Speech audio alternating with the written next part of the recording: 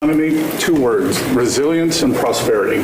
The continued resilience of the economy speaks for itself, even during the Iran conflict, and it speaks to the strength of your leadership.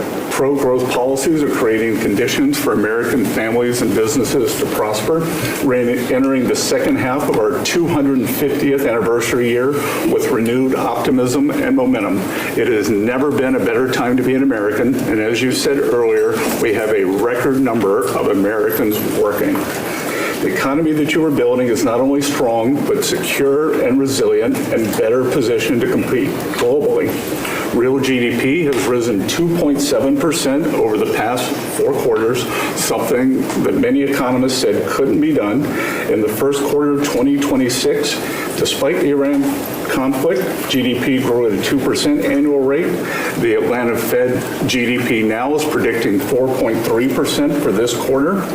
In terms of prices, I believe the prices are transitory.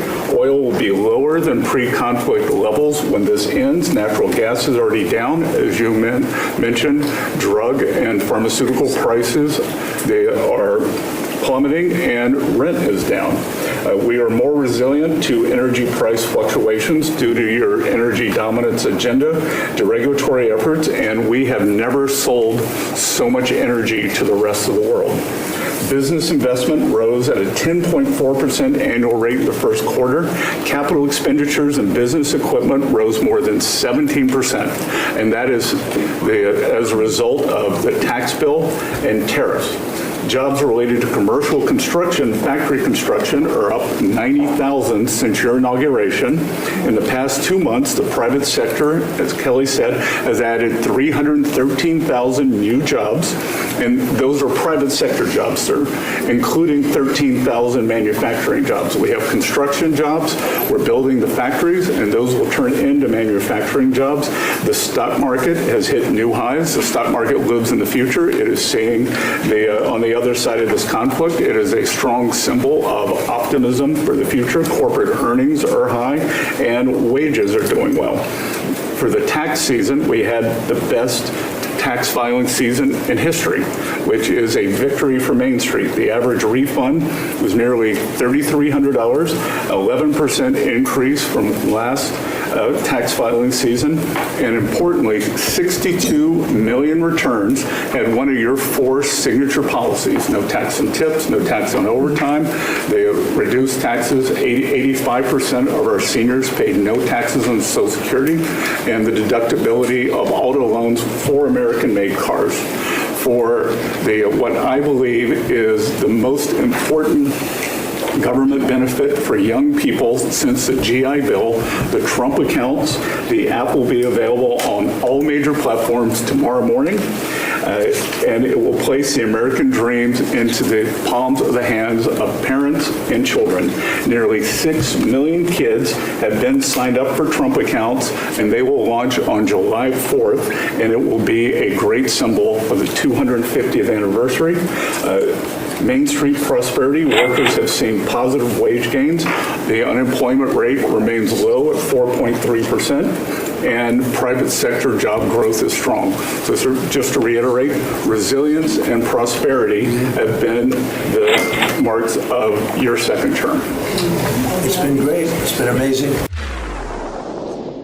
That was basically 3.5 minutes of numbers and recapping what's going on with the economy that most people don't understand. That's the problem with what is going on right now, because it seems as though the media, they don't want to push it. The panicans don't want to push it. They want to focus on one narrow aspect of what's happening, and it's gas prices. Oh, wait a second. We do have some breaking news on that front. Breaking news into the Fanfare news feed. Rock, I understand you have some new reporting that you just received about the status of the ceasefire and the peace talks. What can you tell us? Yes, Wolf. U.S. and Iranian negotiators have reached a deal on a memorandum of understanding that will extend the ceasefire by 60 days and launch negotiations, direct negotiations on Iran's nuclear program. This I hear from 2 U.S. officials and another regional diplomat involved in the mediation efforts. The US officials told me that President Trump still hasn't gave the final sign-off on this deal. Hold on. Every single news channel, all of them right now, are all talking about a deal has been made. CNN puts this out, Fox puts it out, a deal has been made, but they kind of like buried the lead. The most important part of it. President Trump still hasn't approved it. Ergo, there's no deal. There is no deal. If President Trump hasn't said, yes, we will do this, there is no deal. Will there be one? It's possible. It's very possible. But President Trump said, basically, I want to sleep on it for a couple days. He's not rushing into this. So, ergo, there is no deal. And we know about the Iranians. No, we're going to shoot you. We're going to kill stuff. They could change it any minute. However, what that does is cause the markets to go up and down. And you're all crazy because, oh, there could be a deal. There's no deal. There's a deal. We're waiting for Trump. It's on Trump. Trump's like, I want the uranium dust. We're not giving you the uranium dust. We're going to chill for 60 days. I don't know. I have no idea if it's going to work. But what I do know is everybody who's saying there is a deal is leaving out that little piece. That little piece, which is actually the biggest piece. President Trump has not approved it. If you take that, that should be the first line. Hey, Wolf, I want to tell you, understand President Trump has not approved this, but it seems as though there's a deal in place. That's what should have led.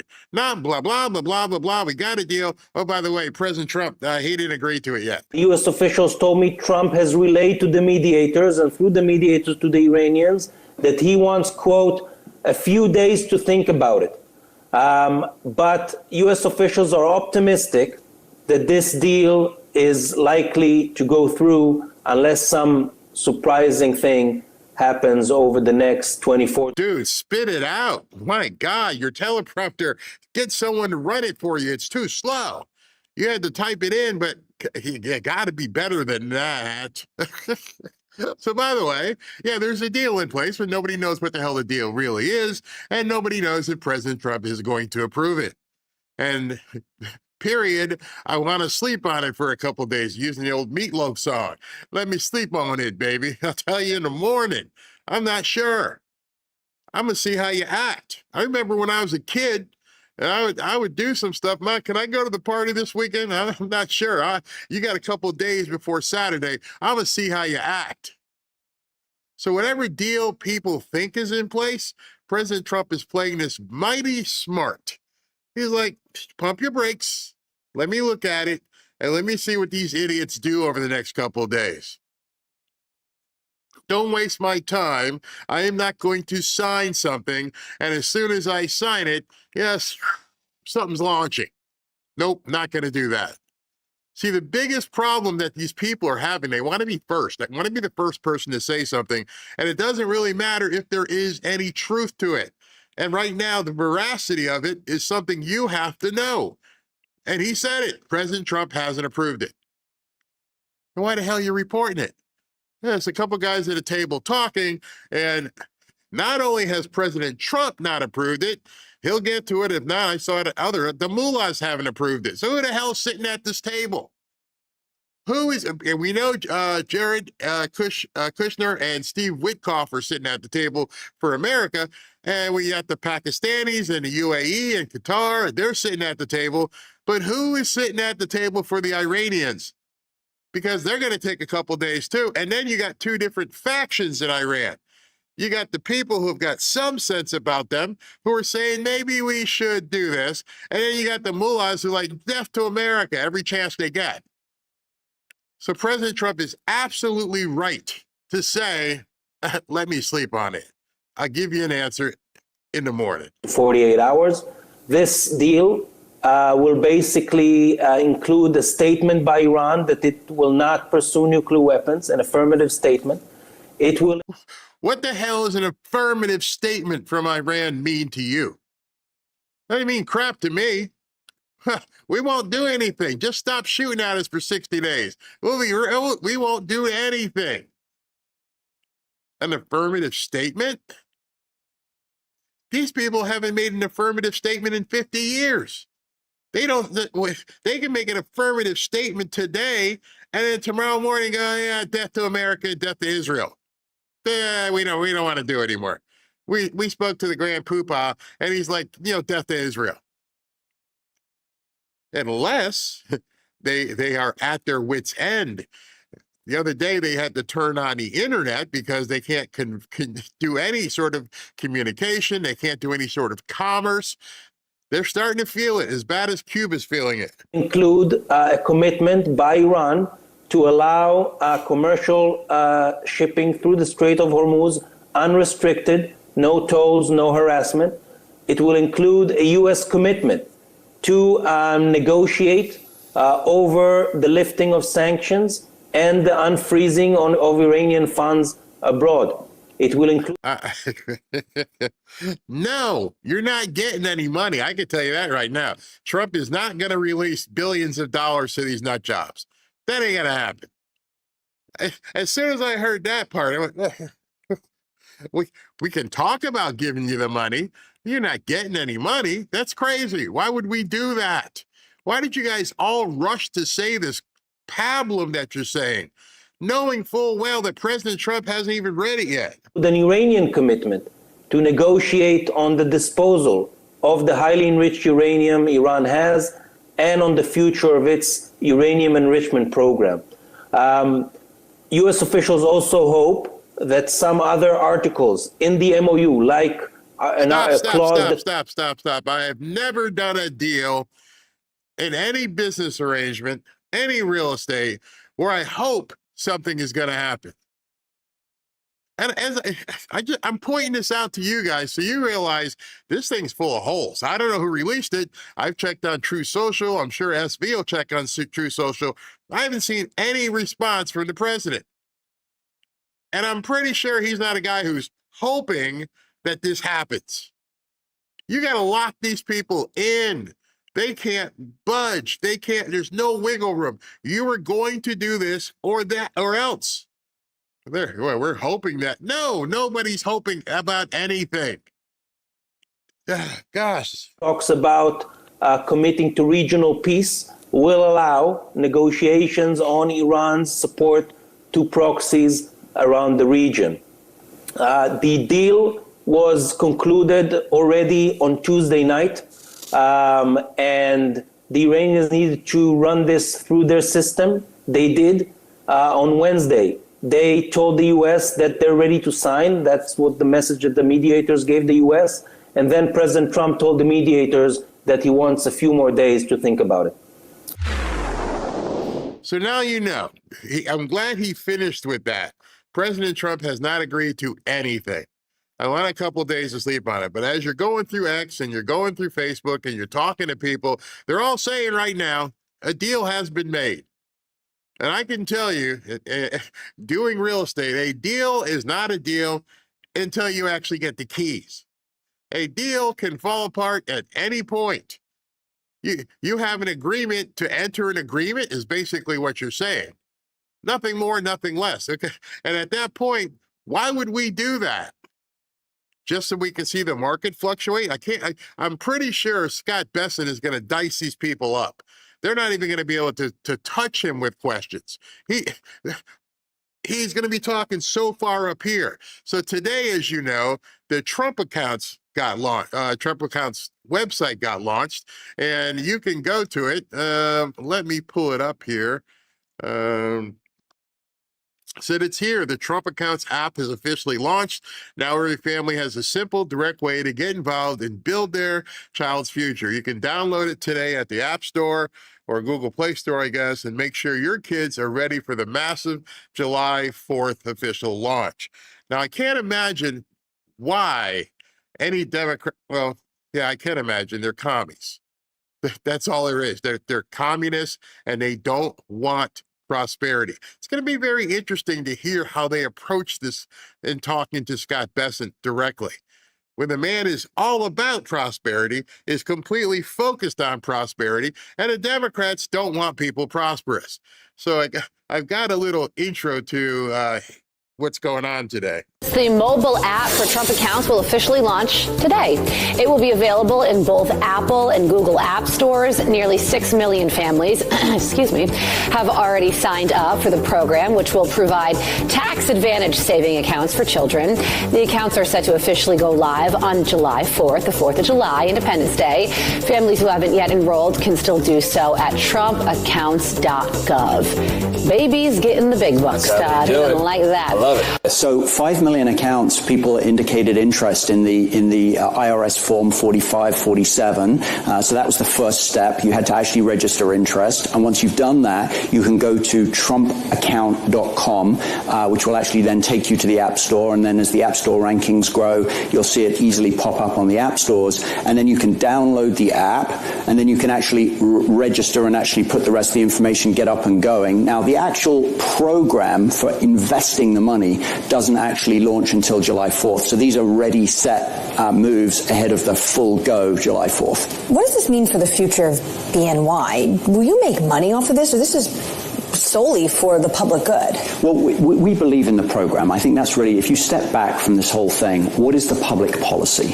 So the administration really deserves a lot of credit. President Trump, Secretary Bessent in particular, the leadership of the Treasury Department in driving this forward, that actually creates the framework to be able to have everyone in America be able to participate in growth. And so we provide, as a company, a bunch of different services to the U.S. government. We do it at the state level, the local level, and at the federal level. And so for us, we're frankly just proud to be able to participate in this. Of course, as part of providing the service, we're doing a bunch of different things, so are Robinhood, but it's the public policy that we are most focused on here. What else have we done? Well, we were the first financial firm to actually offer matching into the program. So remember how it works. Everyone kid who's born in America, the parent or guardian get to be able to put $1,000 in if they want as matching, or they can put additional money. The government's going to put $1,000 in. Employers can match. We've matched with the program. And then we're really leveraging the power of compounding. And this is the magic of the program. Just let's do the math for a second. $2,000 in right at the beginning, $1,000 from the government, and let's take the example of a BNY employee, $1,000 from us. Now you've got $2,000. You compound that with the historic rate of return in the stock market over the past 30 years, compound that for the next 30 years. And in 30 years, that kid will have $40,000. Now, if the parent added just another $10 a week into the same program, $10 a week that they're putting into that same account, now you'd have $140,000 at the end of 30 years. Now that's real. Which doesn't sound like a lot, but what you have to hear what he just said from DNY, that's just if you really did nothing. Now, you want to see how it really compounds, you can go on different sites and say, what if I put in 500? What if I put in 1,500? And really see this thing pop, where you don't even have to wait for 30 years. By the time they're 18 and 20, they're going to see massive amounts of money.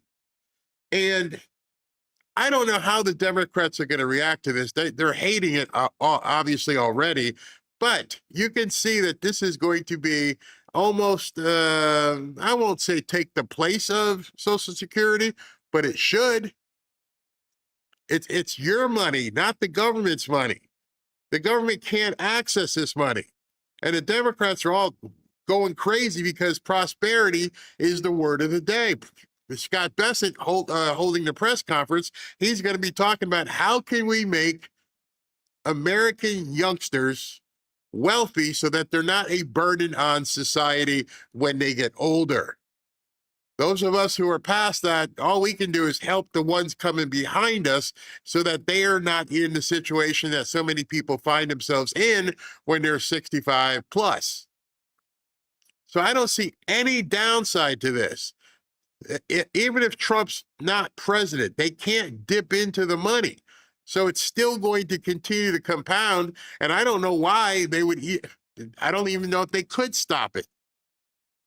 This is a win-win. I hate using that term, but it is a win-win for everybody involved. Money. That's participation in the American dream. And I think that's the program and the vision that the administration and the Treasury Sounds like almost an... President Trump is putting the American dream within the reach of every citizen, no matter the circumstances of their birth. And today, with the launch of the Trump Accounts app, that dream is now available in the palm of your hand. Designed by the U.S. Treasury and the National Design Studio with infrastructure from both BNY and Robinhood, this groundbreaking new app will make it easy for millions of Americans to sign up, contribute, and watch their investments grow in value. Those who have already filled out IRS Form 4547 and registered for a Trump account will receive a notification the moment their account is ready to activate. For those who haven't yet filled out a Form 4547 and there's still time, I would encourage all parents to ensure their child has a Trump account and is set on the path to financial success. Your account will go live on July 4th, which is fittingly the 250th anniversary of our great nation. This launch marks an important milestone toward expanding financial access and delivering parallel prosperity for Main Street, Wall Street, and all Americans. Personally, I can't wait to hear about it. I can't wait to see how it's explained and it's going to be interesting to hear how the press ask him questions, because I put up a poll and 54% of you thus far say that you have young children or young grandchildren in your family. My youngest is going to be 11, but still at the same time, I want to help her and her sister and her brother become more and more and more prosperous, get them involved in investing for their future. This is a, like I said, a no-lose proposition for anybody involved. And I can't wait for one to hear how he's going to explain it. And I can't wait to hear how they're going to try and twist it. That's the other part about it. You have to really try to be stupid to try and find out what's wrong here. What can possibly be wrong? I don't know. It's not the government giving out money like they love to do. It's not just doling out checks for Section 8 and SNAP and everything else. It's parents, employers, grandparents putting money in your child or grandchild's name. How can that be bad? How can it possibly be of any impediment to their communist innuendos and what they want to do? So this is one of those ones where I'm like, I can't wait to hear what happens, and I can't wait to see how this works out. And I hope 6 million people more jump into this. It's going to be fantastic for your kids. All right, the camera for the what do you call it? The press conference is up. It is 1:52. Let me check in with SB. He said he's got some stories. Another story about fraud. More fraud. I love it, Barry. I mean, every day it never slows down. Fraud, fraud, fraud. Well, let's check in with good old North Carolina, shall we? Data has just been released showing an exponential surge in autism spending for North Carolina. In 2022, there was 121.7 million spent. Projected for 2027, 1.141 billion, that's with a B, dollars. That's an increase of 837% in just 5 years. That sounds like fraud to me. What do you think? My gosh. It's everywhere. I mean, they've just been stealing blind. And this morning I saw something where these two Somali ladies were arrested, and they had stolen 20 or 30 million dollars. And I bet you neither one could spell the word million. So there's obviously some people in government that are helping this happen. They are facilitating it. I can't wait till they start moving their way backwards. Yeah, because this is insane. How do you go from 121, which in and of itself probably has a lot of fraud, to what is that? 808x. 8x. I think what happened, they weren't expecting Trump to win, so they figured it would just go on and on. But now those kind of numbers, you can't hide that. That's just something. That's not something over 20, 30 years where something's in the water. That's 5 years. That just shows, It's fraud. That's it. And I It's simply I fraud. also read something earlier where somebody actually came out and complained and said they were told specifically not to investigate the fraud. Sort of like the guy who was handing out the USAID money, who I was making fun of, Wally the Nigerian, who don't even question the invoices, just pay it. Yeah. Yeah.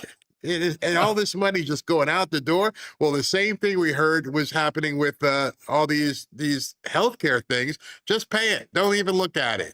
And specifically, do not investigate. Absolutely insane. Well, besides that, I mean, so what is their MO? So it's fraud and violence. So did you hear about there was an apparent assassination attempt targeting Amy Coney Barrett? It's funny you say that. Were you talking about this? Do I have it? I thought I had it. Yeah, I do have it. Go to the tape. This one right here. Breaking. Yeah. Supreme Court Justice Amy Coney Barrett was reportedly the target of a swatting attempt last night after a caller reported gunshots at her address. Because she voted for the gerrymandering to be ended. So that's how to resolve things. You know, remember now the party of love and, hey, love. It's all violence and bullcrap. It's going to get worse. It's going to get much worse. Be ready. Absolutely be ready. All right. So being the fact that Scott Bessent is a money guy, something tells me he's going to be like specifically on time. So let me cut to the first sponsor. And then if we have time, we'll come back for some more. All righty. I'll take a look to make sure if Trump posts anything in truth. So I'll break in if I see anything. Yeah, for sure. All right. Be back at you. Yeah. If you're over 45 and you've noticed your ankles swelling at the end of the day, or there's puffiness in your face when you look in the mirror, or just have a heavy, sluggish feeling no matter how well you eat, well, listen up. It's not your age, and it's not your fault. Doctors call it lymphatic congestion. And here's what most people don't know. Unlike your blood, your lymphatic system has no pump. There's no heart pushing it along. It only moves when you move, through muscle contraction and deep breathing. So between sitting all day, dehydration, processed food, and the natural slowdown that kicks in after 45, it's no wonder things back up. And when they do, you get swelling, you get puffiness, you get brain fog, and stubborn weight that just won't come off. So I started digging in, and I found a formula that works. Lymph MD from Nation Health MD. Lisa King, a licensed pharmacist, formulated it with 9 natural botanicals: dandelion root, burdock, turmeric, bromelain. These are the same ingredients herbalists have trusted for generations to get things moving again. If you try it, you'll notice changes in about 2 weeks. Your rings will start fitting comfortably again. Socks won't leave imprints. That heavy feeling in your legs will dissipate, and you'll likely feel a clean, steady energy that you haven't felt in years, with no jitters and no crash. LymphMD is only available at nationhealthmd.com, and every bottle comes with a 365-day money-back guarantee. 365 days. For those of you checking your calendar, that's a full year to try it risk-free. My viewers here at the Fanfare family can get it 35% off with code BARRYGIFT for a short time. The link is also in the description below. Trust me, your body will thank you. One man is being victimized by our own government. One man whom they fear, yet who millions love. One man who is willing to take the poison arrows of lawfare. One man whose voice has been taken away by a corrupt judge operating in a corrupt system. One man who has been ridiculed and insulted. One man who refused to back down. One man who refused to back down. One man who refused to back down. One man who stands between us and them. One man that wants to see America protected again. One man who wants to see America prosper again. One man who understands that a man is a man and a woman is a woman. One man who understands and protects the blessing of life. One man who wants to restore American exceptionalism. One man who once again wants to make America that shining city on a hill for all to see. A place where all the people of the world glowingly set their eyes upon.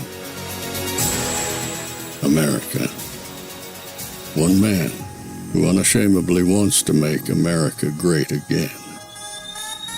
That one man is Donald Trump.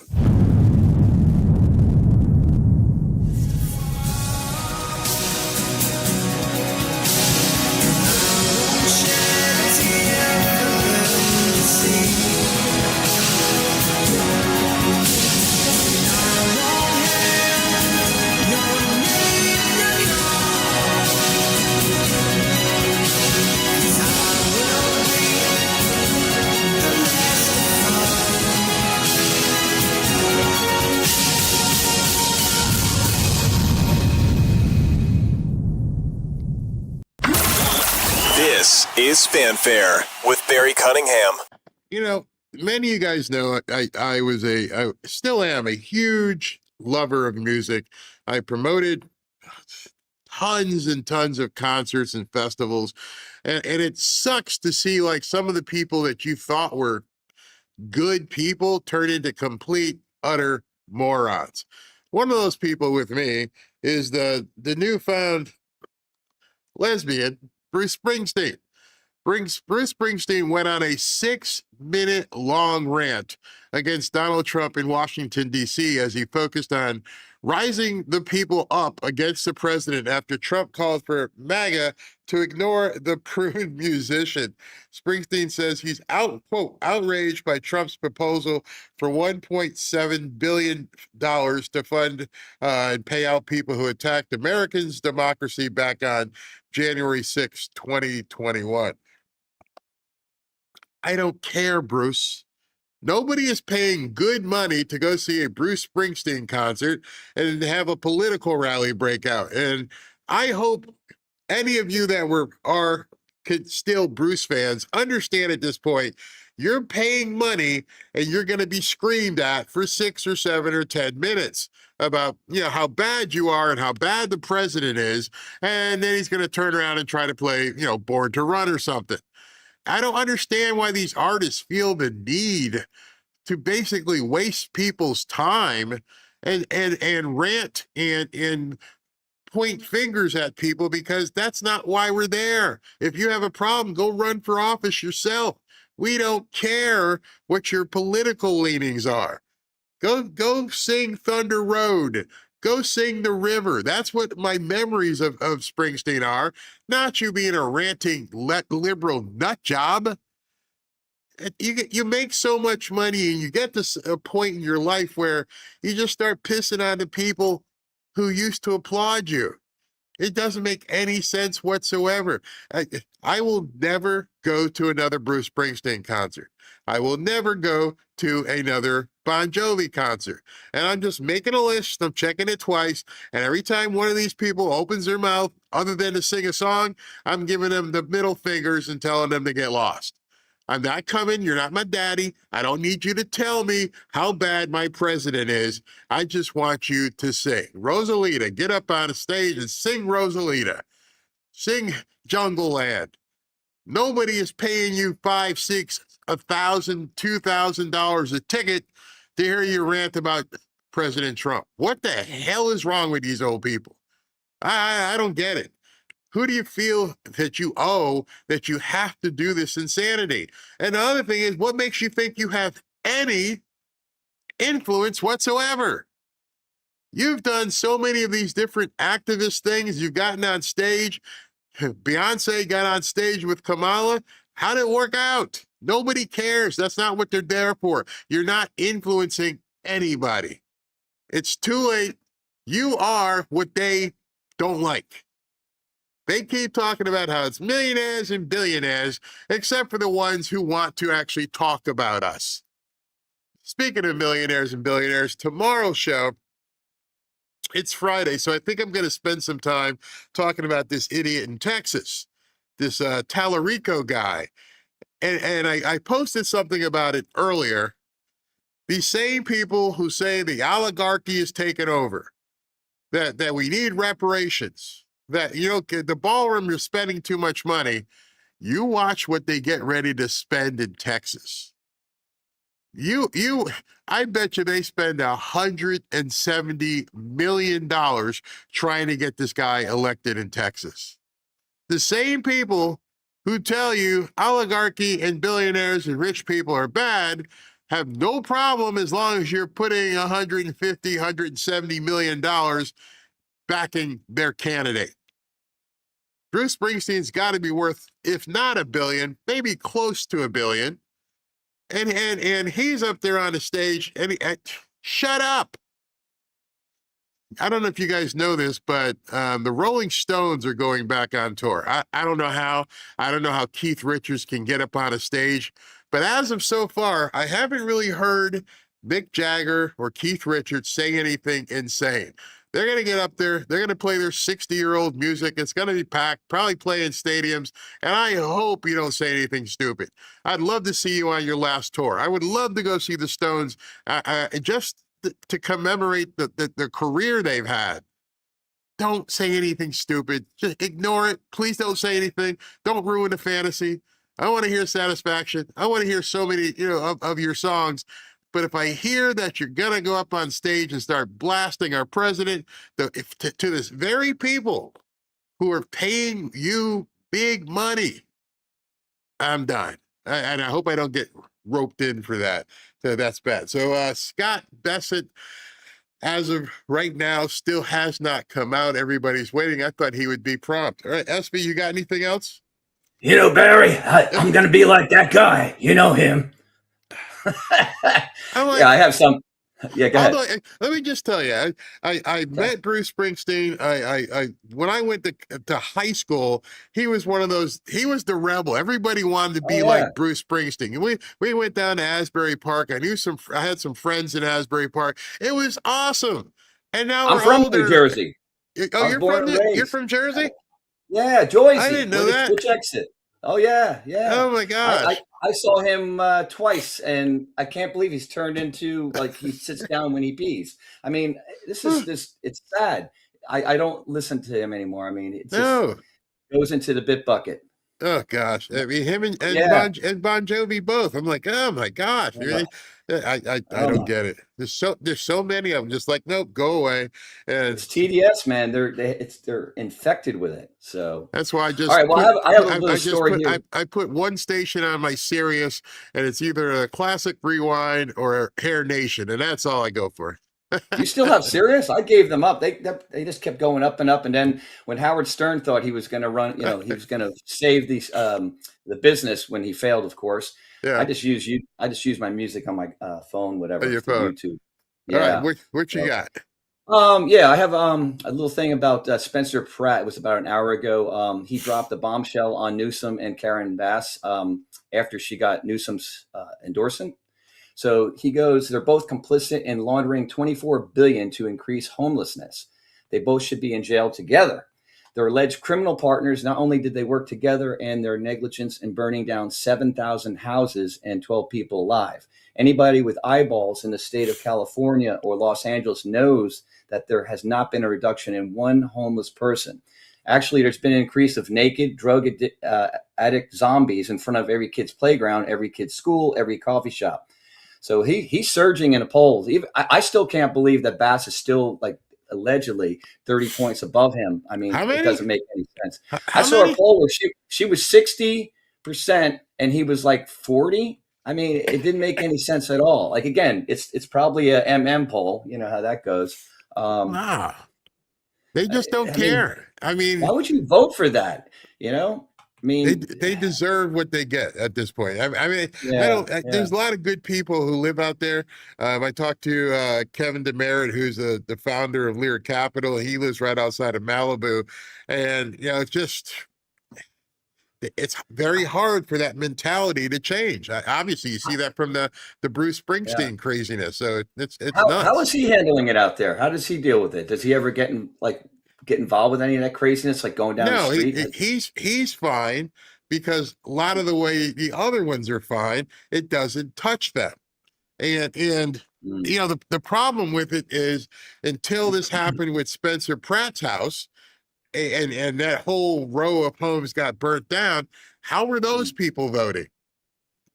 See, that is one of the things I think could hurt him, is because somebody may say to him, okay, I see what you're running for now, but prior to your home burning down, what were you doing back then? I'm just saying. I mean, are we going to use the same analogy? Like, Bernie's going for a Nazi now. I mean, like, he's reformed, millionaires and billionaires and Nazis. They're okay. Yeah. I mean, there's so much apathy in that area. Crazy. Because it doesn't touch them. I mean, if you live up in the hills, if you live, in Malibu, certain parts of Malibu, you just don't run into. I guess then you fly your private jet, so you don't even have to go to the airport and deal with that craziness as well. True. So it's just beyond any. Oh, here he comes. Got to run. Talk to you later. Yeah. Oops, wrong one. Is the secretary. My warm up for my Senate and House hearings next week, so I don't want anyone yelling, reclaim my time. So let's start out with Trump accounts. Trump accounts, I believe, are the most important benefit for young people since the GI Bill. Today, the app is now available on all major platforms, bringing the president's vision directly to American homes. Nearly 6 million American children have been signed up for Trump accounts, which will launch on July 4th. And I would encourage all of you to go to trumpaccount.gov to sign up. We had a historic tax filing season. We passed the largest tax cuts in American history. The average refund this filing season is nearly $3,300, an 11% increase from last year. And importantly, very importantly, 62 million returns. 44% claimed at least one of the president's signature tax cuts. No tax on tips, no tax on overtime. The reduced taxes on Social Security benefits. 85% of our seniors paid no taxes, and the auto deductibility on loans for American cars. And to remind everyone, Democrats, every Democrat voted against those programs. We've had sustained and resilient GDP growth. Real GDP has risen 2.6% over the past 4 quarters. Atlanta Fed's GDP now predicts 3.8% for this second quarter. The U.S. energy dominance, part of our resilience stems from our energy dominance. Natural gas is down, is my belief, and the futures market is showing us oil will be lower than pre-conflict levels. We are more resilient to energy price fluctuations due to President Trump's energy dominance and deregulatory agenda. The United States is now the world's largest energy exporter. The United States has never exported so much energy or produced so much energy. Main Street prosperity, the average 401k is up almost $30,000 since President Trump's inauguration. President Trump RX has already saved Americans over $600 million. I'm sure all of you will want to report on that. And the unemployment rate remains low at 4.3%. So with that, I'm happy to ask questions. I will mention 3 weeks ago, I got an honorary degree from the University of South Carolina. So if you really want to get a question, you can call me Dr. Bessent. So, I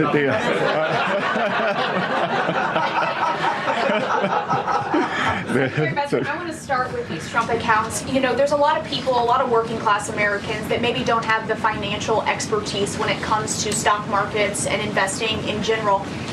In what ways are you guys simplifying this for all those Americans so that it's not just for one class of people, but all Americans can have it? Well, that's a great question, because 38% of Americans have no exposure to equities. They don't share in the great innovation, the machine that is the American economy, our great capital markets, which drives our prosperity. So if your child is born during President Trump's administration, Treasury puts in $1,000 as a seed investment.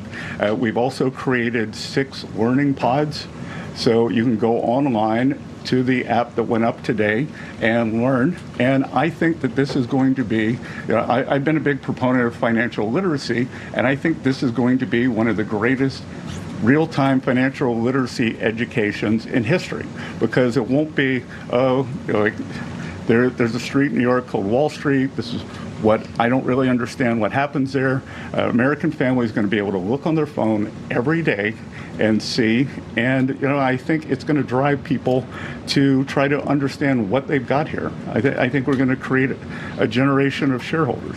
So Ed? Thank you, Mr. Secretary. I guess first, well, we're starting to see the disruption of the oil supply and through the Strait of Hormuz affect economic data. First, is there a deal on the table for a 60-day ceasefire to continue that? And then second, how fast could inflation then recede or retreat, or is inflation sticky? Because the PCE was at a 3-year high. Well, first of all, PCE today, month over month, was 0.2, which was, we're looking at decimal points, but the estimate was 0.3. So 1 month doesn't a trend make. And what we've seen is actually oil prices are down about 10% in May. There are almost 2,000 ships waiting to come out of the Gulf. And I think the oil market is going to be very well supplied on the other side of this, and that we could see prices come down very quickly. We saw the UAE leave OPEC. So I would expect on the other side of this that gasoline prices will follow. Is there an agreement on the table? Sorry? Is there an agreement with Iran on the table? The teams have been going back and forth. And President Trump has made it very clear, he talked about it at the cabinet meeting, that he has several red lines. And Iran has to turn over their highly enriched uranium. They cannot pursue a nuclear weapon. And the Strait of Hormuz, back to your question on energy, has to free transit. Navigation of the seas has to be free and open as it was before. So he's not going to take a bad deal. He's going to make a great deal for the American people. So, Peter? Thank you, Dr. Bessent. Yep. How long until we see your signature next to President Trump's face on a $250 bill? Well, again, as Treasury Secretary, I have 2 mandates for U.S. currency. At present, no living person can be on U.S. currency, and the currency must say, "In God we trust." So right now there is proposed legislation in front of the House, in front of the Senate, to change the first requirement so that a living person, Donald J. Trump, could be on the $250 bill. So it's all in the hands of the, it's all up on Capitol Hill. So at Treasury, we prepare things in advance. So we have prepared in advance that if the legislation is passed, but we will stick to the law. And something that came up yesterday also at the cabinet meeting, President Trump said, Oman will behave just like everybody else, or we will have to blow them up. Are you guys back there in the West Wing making plans for a new war with Oman? Again, I think the president wanted to punctuate freedom of navigation in the Strait. I had a call with the Omani ambassador this morning, and he assured me that there were no plans for tolling the Strait. As he said, our countries have had 200 years of good relations. He wants to have another 200 more. And I told him that this was a non-starter, and he did not want to risk either the Omani individuals or Omani financial institutions getting sanctioned. Dr. Thank you, Mr. Secretary. Is it in the U.S. interest to waive some sanctions on Iran or to unfreeze some of their assets before Iran has made concrete promises about getting rid of their nuclear program? Again, I'm not going to preview the deal, but I would think that the things would go very slowly in terms of that. So we'll see. Dr. Just to follow up on that, because it's our understanding that the U.S. has committed to discussing the matter of sanctions relief during this negotiation period. So just to be clear, is sanctions relief for Iran on the table? Again, it is a multifaceted agreement, and nothing is going to be on the table until we see the Strait of Hormuz open and the Iranians agree that they have to turn over the highly enriched uranium and that they can't have a nuclear program. And to be clear here, that this administration, President Trump, has done something that no other administration is able to do. We have gotten the Iranians to talk about their nuclear program and to perhaps commit to not having one. That has never happened before. It had been off the table. So I think when you look at the results of the kinetic action of our economic pressure, it has worked to bring them to the table and have a discussion on this. Mr. Secretary, I just want to follow up. You said that the teams have been going back and forth, but can you confirm whether or not a tentative agreement has been reached in these negotiations with Iran? Again, everything depends on what the president wants to do, and President Trump is not going to make a bad deal for the American people, for the U.S., and he was very clear at the cabinet meeting on the yesterday what he wants. Secretary, Kara from Lindell TV. I'm sorry, did I steal his question? Because I'm not that person. No, it's you. Okay, thank you so much. Thank you for taking my question, Kara from Lindell TV.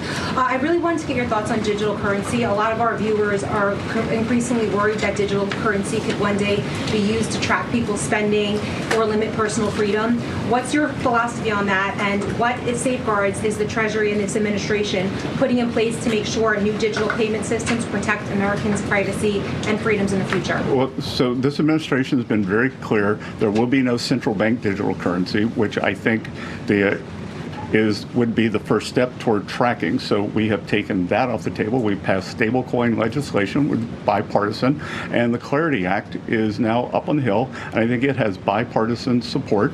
And the most important thing we can do is to make digital assets come into the United States, make the U.S. the home. Our regulation, our best practices are what will ensure good standards for these. When you look at digital assets, all the nonsense that happens, all the things you read about, that's because it's the wild, wild west offshore, so we got to bring it on shore. So I would encourage the House and the Senate to get clarity done. Jack? A lot of people talking about the IRS settlement, and which has been rolled over now into this weaponization fund over at DOJ. Wanted to get your comment on the decision process, as much as you can tell, how that settlement came to be, how it was rolled over to DOJ, and then the process for for those funds now as it's played out. Good. So thank you for the question. This is going to be the only question I'll take on this matter today. So there's ongoing litigation, so it'd be inappropriate for me to comment.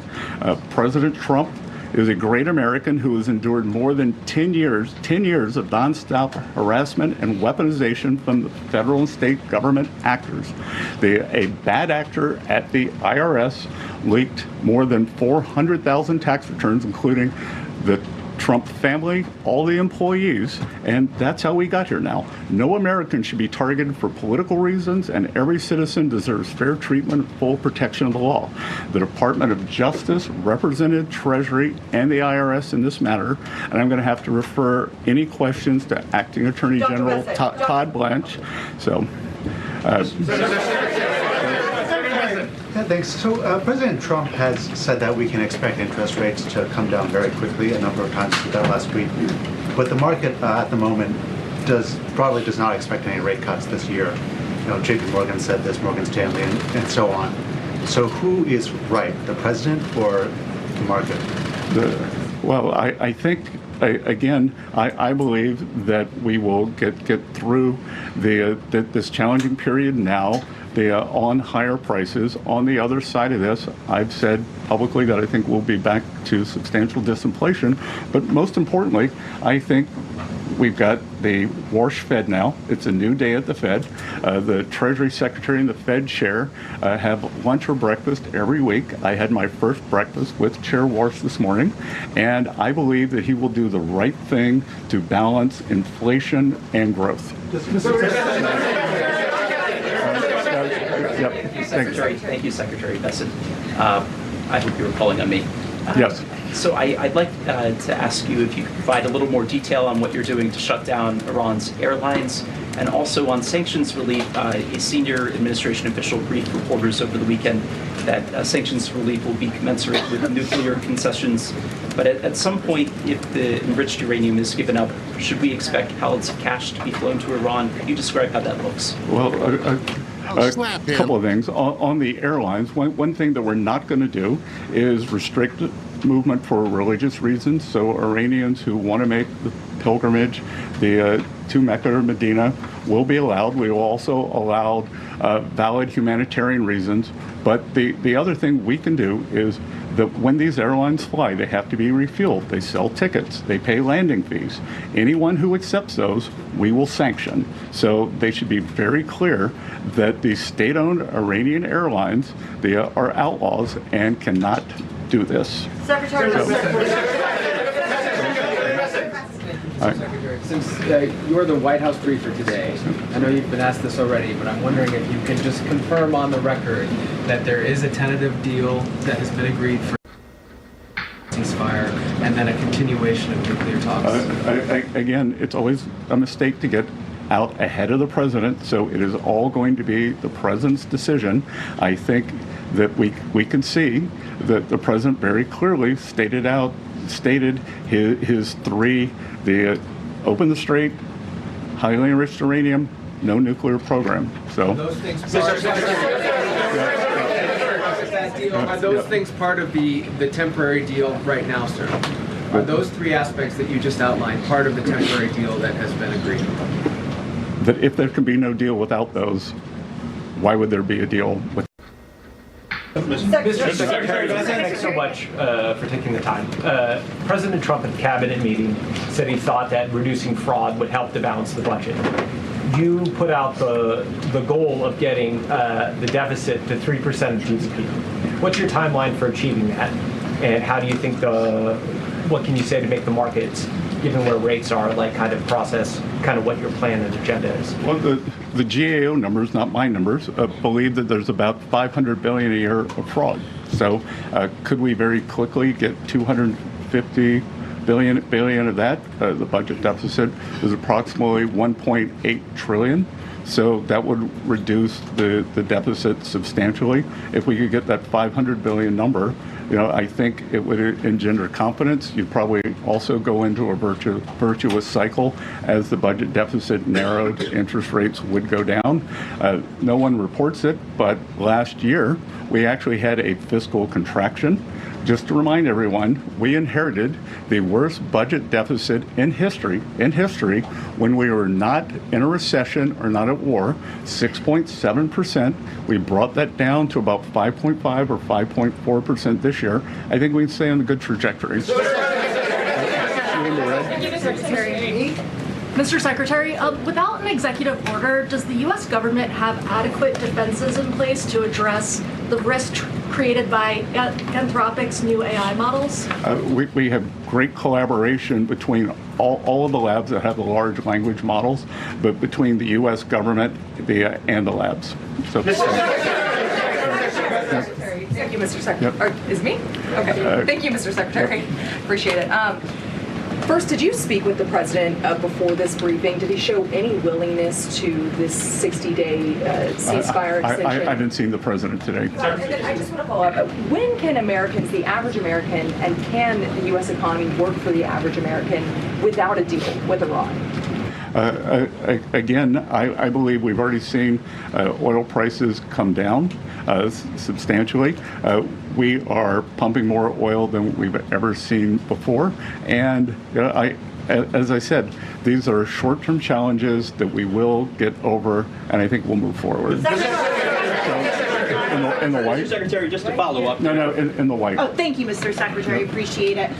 Given how much this upcoming midterm election will hinge on the economy, what did you think about President Trump's comments in the cabinet meeting yesterday saying he didn't care about the midterms? So you're calling President Trump a statesman? You're saying that he is taking a statesman-like position, that he has a core belief, and he believes that the most important thing is for Iran never to have a nuclear weapon. So I believe both things can be true, that we can do well in the midterms, that we perhaps have the makings of a deal here, and I believe that, and look, the economy, that it is challenging now, but unemployment is still low, tax refunds were high, and consumer spending is still quite high. So in my private business over the years, I always looked at what were consumers doing, not what they were saying. And I'm in constant contact with the banks, and every income quintile is still doing well. Amen. Thank you, Mr. Secretary. On the $250 bill, Mr. Secretary, you said the legalities of it are up on Capitol Hill, but I just wonder what your opinion is personally. Do you think it's a good idea for the president to put his face on America? Again, the president doesn't do it. The House and the Senate have to do it.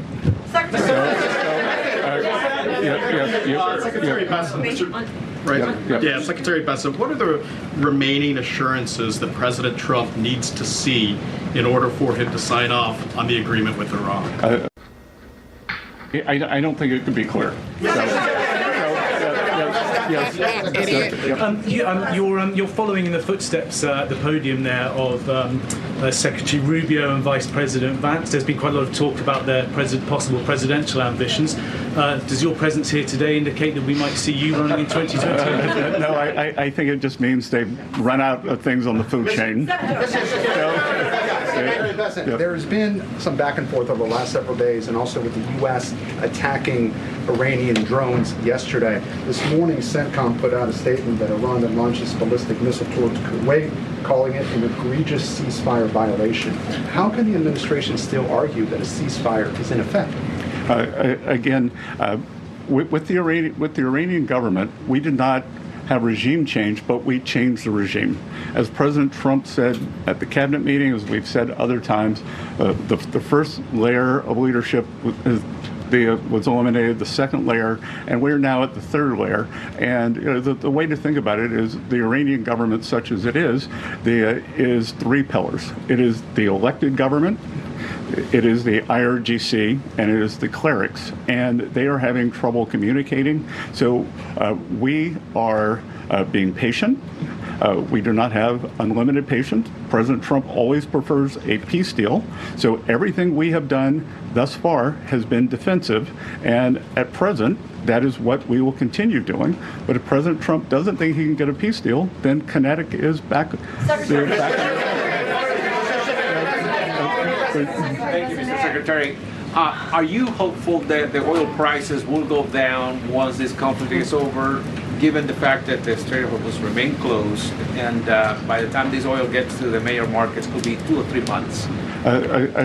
Again, we see that the market, I believe, is very well supplied right now. The market seems to be going into balance for itself. So I think that as the strait opens up, we're going to see this burst of ships come out. So we may actually see how quickly can it be refined, how quickly can it get to its destination. Thank you so much, Alina Shirazi from the Daily Mail. You wrote resilience on your cabinet note meetings. Several times the photographer zoomed into it. Are you trying to keep the president calm? Are you trying to keep yourself calm? Why did you write all those notes? So people could look over my shoulder, photograph them, and think they got a scoop. So. Is the United States considering a reconstruction program for Iran if a deal is signed? Again, I think we got to get to the deal before we get to the other side. before we get to you in the pink. Mr. Secretary, in the red? No, in the pink. In the pink, thank you. Cristina Londoño with Telemundo Network. Mr. Secretary, how effective do you believe the current Treasury restrictions have been in pressuring the Cuban government? And also, if you're in the room when those talks are being held, are there any plans to either tighten the sanctions or to ease the sanctions against the Cuban government to get some type of change? Again, that's going to be up to the Cuban government. That they can go up, they can go down. That we've tried to get humanitarian aid in, and the regime rejected it. So because they wanted to go through their corrupt system. So they could go up, they could go down. It's carrot and stick. Secretary Rubio doing a fantastic job of managing this process, and we at Treasury are working with him. So, in the red. Thank you. Reagan Reese with the Daily Caller. I want to ask you about Antifa. In October, the Treasury Department started working with the FBI to investigate who's funding Antifa. Can you give us an update on that investigation? How close are you guys to finding out who's funding Antifa? It is ongoing. We made substantial progress, and I think in the weeks and months ahead, we're going to have a lot to report. One thing that did go underreported that I would point out to all of you is the IRS is now giving guidance on the Form 990, which nonprofits they have to file. And we are going to encourage or demand that nonprofits know their grant recipients. So if a grant recipient is violent, if they are suppressing people's rights, then you are responsible for that. And I think that's a very good first step. Yep. There's new government data that shows that Americans are now saving a smaller share of their incomes than at any time over the past 4 years. Are you seeing signs that American households are dipping into their savings to pay for the higher costs of things like gas and groceries? And does data like that concern you right now? Well, so a lower academic literature would tell you a lower savings rate can mean one of two things. The kind of the doomer view that you took, or that people have more confidence, or it could be something else because, for instance, stock market gains or 401k gains might not show up in savings, so they're looking at that, think that they can draw down their household savings. You're obviously concerned about the risks posed by advanced AI models like Mythos to critical infrastructure. The financial sector is concerned as well. What types of changes are being considered to the AI executive order so it can pass? And do you believe that an AI executive order needs to include the pre-public access for government? Again, we're working very closely with the large language labs. They've been excellent partners, and we are going to get a solution that solves for the maximum calculus. What we want to do, the U.S. is the AI leader in the world. We're an AI superpower. China is second. They are trailing substantially. We want to make sure that we keep that lead. So we are working on the exact calculus between innovation and safety, and we want to optimize for that. So you in the glasses. Thank you, Mr. Secretary. In the glasses. Thank you very much. No, you don't have glasses on. You in the glasses. Thank you for taking my question. There was a report this morning that Justice Alito's son is working in your department. Can you confirm that that's the case? And if so, do you believe that that means that he should be, that the justice should recuse himself from cases that involve your department? I am sure that Mr. Alito follows all legal and ethical guidelines, and I can assure you that at Treasury we follow all the legal and ethical guidelines. Thank you, Mr. Secretary. I have two questions for you, but just to follow what you said about the Well, you didn't call me doctor, so I only get one. Well, I'll shoot for two.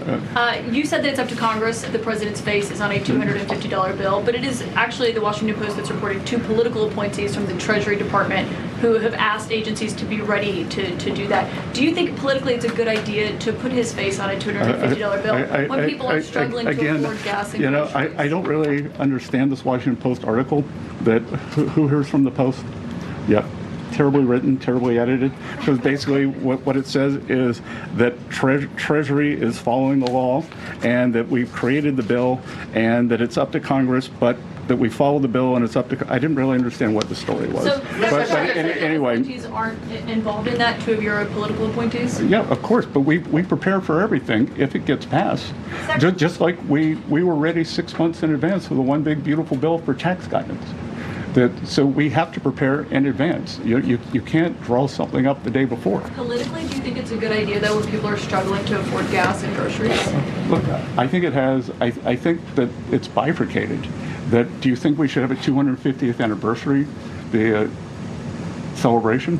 Well, that's happening anyway, but putting the president's face on a $250 bill is But Caitlin, it's not happening anyway. It's happening because it's being funded by private citizens, by the federal government, by state governments, by municipal governments to celebrate our country. And I don't think that there's anything untoward about having the President of the United States, the person who was President of the United States, on the 250th anniversary bill.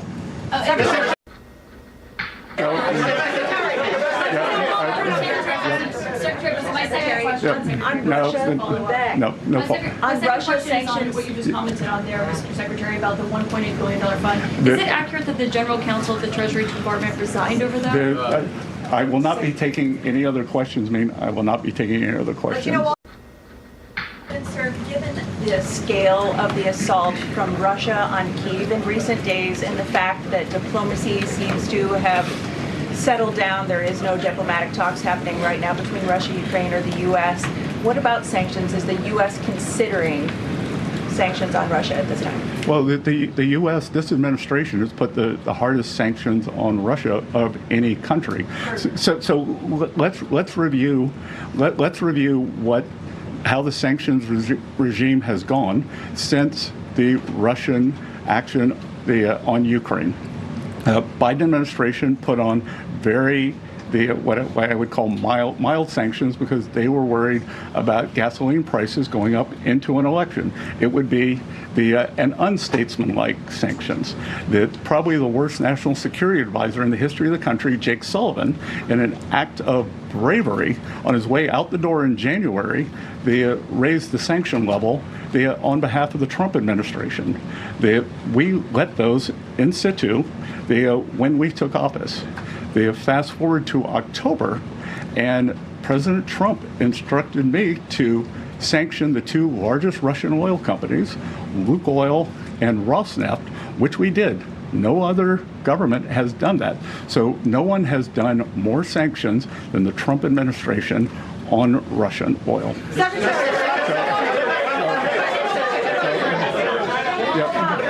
Here,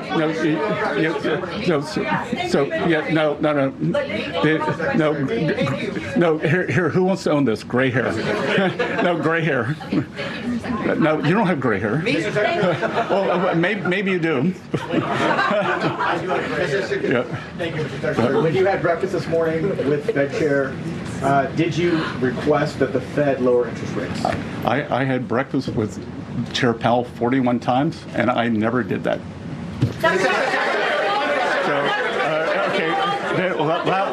Last question. Thanks, sir. Governor Gavin Newsom has floated this idea of a 100% state tax on Californians who receive money from President Trump's anti-weaponization fund. Your response to the governor's call for 100%? There's no cure for stupid. Okay. Thank you all. Yeah, okay. Oh boy, that didn't go well for them. Not at all. Not at all. They thought they were going to come in and beat up on the Treasury Secretary, and well, the only thing I took from that, because it was completely useless for the most part, and I think most of you would agree that was completely useless. These people don't want to know news. They want to make news themselves.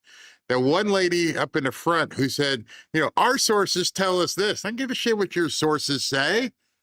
I don't care. I don't know who your sources are. What we take from this is what I started with at the beginning. There is no deal. I don't know who talked about there being a deal. I don't know who affirmed that there was a deal, but there's no damn deal. Unless they're going to give this stuff up That's your starting point. You know, whenever I do a deal, when I'm looking at something in real estate, I know there's certain things that I'm going to go for and certain things I'm willing to bend. But there's certain things that I don't care what you say, I'm not bending on this, this, and this. Well, President Trump, Scott Bessent, everybody, Marco Rubio, has said these are the things we're not bending on. We are not negotiating, and these things are at the top. Without those things being accepted, there's no reason to discuss the rest of the paper. And so I don't know who leaked this, but it was in and of itself was malpractice journalism. There is no deal. Let me just go back for some of you guys who might have tuned in late. Do I have it in here? I want you guys to hear this because for some reason, and I don't know why, people didn't understand what President Trump said. And here, let's listen to this all over again because it started at the beginning. Barack, I understand you have some new reporting that you just received about the status of the ceasefire and the peace talks. What can you tell us? Yes, Wolf. U.S. and Iranian negotiators have reached a deal on a memorandum of understanding that will extend the ceasefire by 60 days and launch negotiations, direct negotiations on Iran's nuclear program. This I hear from 2 U.S. officials and another regional diplomat involved in the mediation efforts. The U.S. officials told me that President Trump still hasn't gave the final sign-off on this deal. Then there's no damn deal. I don't understand how they didn't understand that should have been the lead.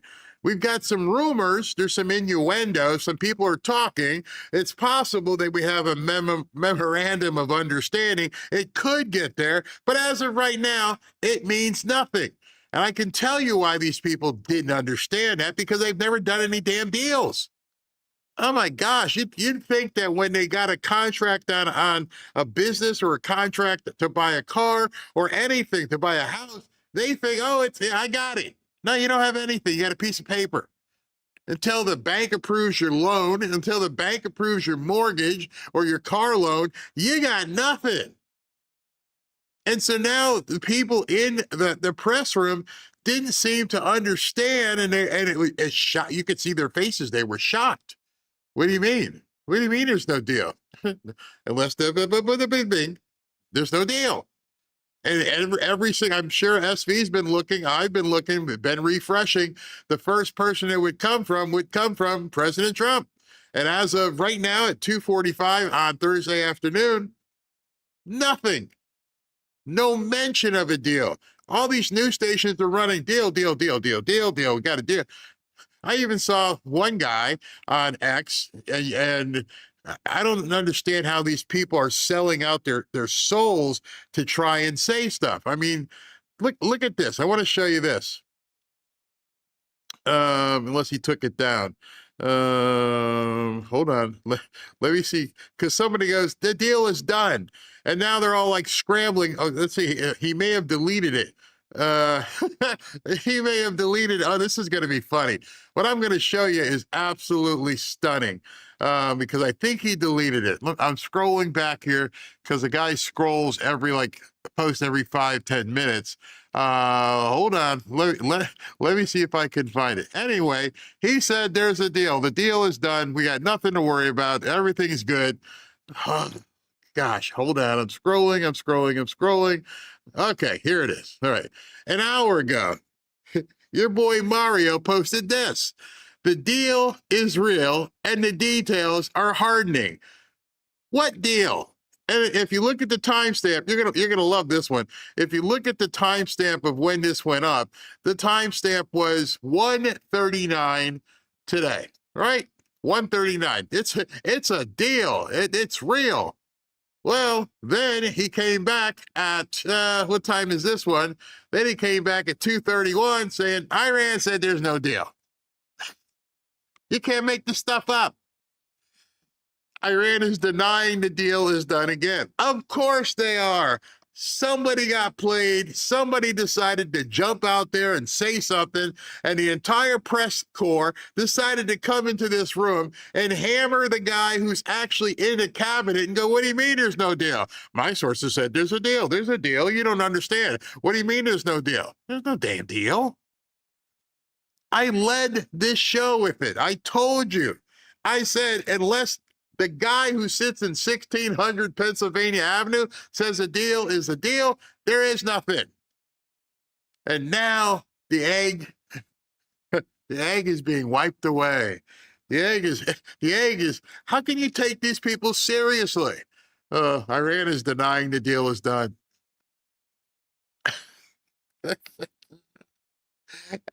SB, help me with these people, man. Oh man, like Caitlin Collins. I mean, let's use an acronym. Let's see if you can follow me. See you next Thursday. I just don't get it. They are hanging their integrity and credibility on air instead of just, you know what? If you're in the media, here's what you should be doing. Just hit refresh on True Social over and over and over again. That's all you got to do. Because how about reporting the news? I mean, I got a kick out of their faces. They were actually shocked. What do you mean? Yeah. My sources tell me this. But guess what? I'm in the cabinet, you moron. Oh my gosh. Caitlin had a serious RBF going when she's like, "Oh, don't you think we should be focusing on the gas prices, instead of a $2.50 bill?" It was like somebody said to me yesterday. Oh, it was this morning where I was talking about there's another big story in the New York Post about Boca, and the person that wrote the comment said to me, it said, I couldn't live down there because the public transportation options are just not in comparison to what it's like in the Northeast. And I was like, honey, public transportation isn't a concern with anybody who lives down here. That's not what we want, okay? They don't get it. They're so detached from real life. And the thing is, if you've seen many of them, as they're asking questions, so Scott Bessent, did you know this, blah, blah, blah, because somebody's feeding them the questions. They can't even ask. Yeah. They don't have a functioning frontal lobe. It's, yeah. I mean, if they didn't have this, they would be in serious trouble. No, you just asked the question. And finally, when he walked off, I was just like, yeah, I'm done with you people. You got nothing. And what was the other question that got me? When, what do you say about him not caring about the midterms? Like, is he a statesman? Yeah, he tell you what he feels. No, I don't care about the midterms. See, the question people should be asking is, why doesn't he care about the midterms? See, that would be a great question. Instead of saying, did he say, hey, why is it that he's not so concerned about the midterms? Because I don't think they want the answer to that. I have a rhino alert, by the way. Oh, what? Go ahead. In Montana, the Curtis Cochran? He was just censored by the Montana GOP for teaming up with Soros-linked dark money to torpedo school choice. So voting with Dems and unions against parents. So this is another one that needs to be primary out next month. It's crazy. They're just unreal. Like whack-a-mole. Yeah. It's going to keep happening and over and over and over. So I have no patience for these people. I don't know why we even have these press conferences, because they just want to see themselves on television. It's a waste of time, but it makes for good television. So I guess we can watch it. He did a good job, I thought. I was hoping, I was thinking to myself, this would be a perfect day for President Trump to walk out, come out that door and go, let me just tell you, there's no deal until I tell you there's a deal. Okay. What do you got? That would have been epic. But they probably tell him to stay away because they know he'll sit there for 2.5 hours. He won't walk away. As long as they can vocalize questions, he'll keep taking it. What do you got? What do you want? You're stupid. Oh my God. I'm looking forward to Miller coming out. Miller. I hope he does. I hope he does next week. Show. All right. Let me continue here, and I will be back in a second. And see you in a bit. Just want to let you guys know this episode is brought to you by Native Path Antarctica Krill Oil, omega-3s, and it's got something in it called astaxanthin. I'm trying to pronounce that right. It's for your heart, your joints, and your memory. And here's a quick test. If you wanted to do this, and if you stood up right now, even me, if your knees, hips, or lower back made any kind of noise, or if you look for a second and it's like stiff, that's not just getting older. That's low-grade inflammation. I had to learn that myself. And the research on what actually quiets it down keeps pointing to one thing: krill oil, not fish oil. Krill oil. If you've been taking fish oil for heart, joint, or memory support, here's something you need to know. Research shows fish oil is 50% less absorbable than krill oil because fish oil omega-3s are in triglyceride form, while krill oils are in phosphorylate form, which is the same format your cell walls are made of. That means krill oil gets into your cells immediately, and in head-to-head studies, krill oil outperformed fish oil at improving cholesterol, reducing inflammation, and easing joint pain. I just want to tell you, as a former football player, as I'm 65 now, things creak. And when I go like this, it's like, feels, I can feel everything. And then sit in this chair for 2 and 3 hours at a time, whether it's here or at the other studio. Yeah. When you don't see me, if the camera's not on me, like we're going to be showing this round table, I'm going to get up and walk around. I have to. I get up, walk around, maybe do 15, 20 squats just because it helps with the inflammation. So Native Path Antarctic Krill Oil is sourced from pristine Antarctic waters, contains powerful antioxidant astaxanthin, and comes in a tiny soft gel. No fishy burps, no bad aftertaste. For my special bundle offer plus free shipping, head to getkrill.com/Barry. Again, that's getkrill, GETKRILL.com/Barry. Try it risk-free. And the guarantee on this, which you don't hear often, 365 days. You buy it today, you've got until 2027 to go, hey, I want my money back. An entire year. That's confidence. That's confidence built in. The U.S. officials told me Trump has relayed to the mediators and through the of city-owned grocery stores, one in each borough. In these stores, prices will be cheaper. Workers will be paid fairly and treated with dignity. Going to the grocery store will no longer cause that same anxiety for so many New Yorkers. Now, on April 13th, we announced the first site, La Marqueta en el Barrio. And in doing so, honoring the legacy of Fiorella LaGuardia, who opened a site close to 100 years prior with the same mission of delivering cheaper goods to New Yorkers. Today, my friends, I am so proud to announce that the Bronx location will be here at the Peninsula.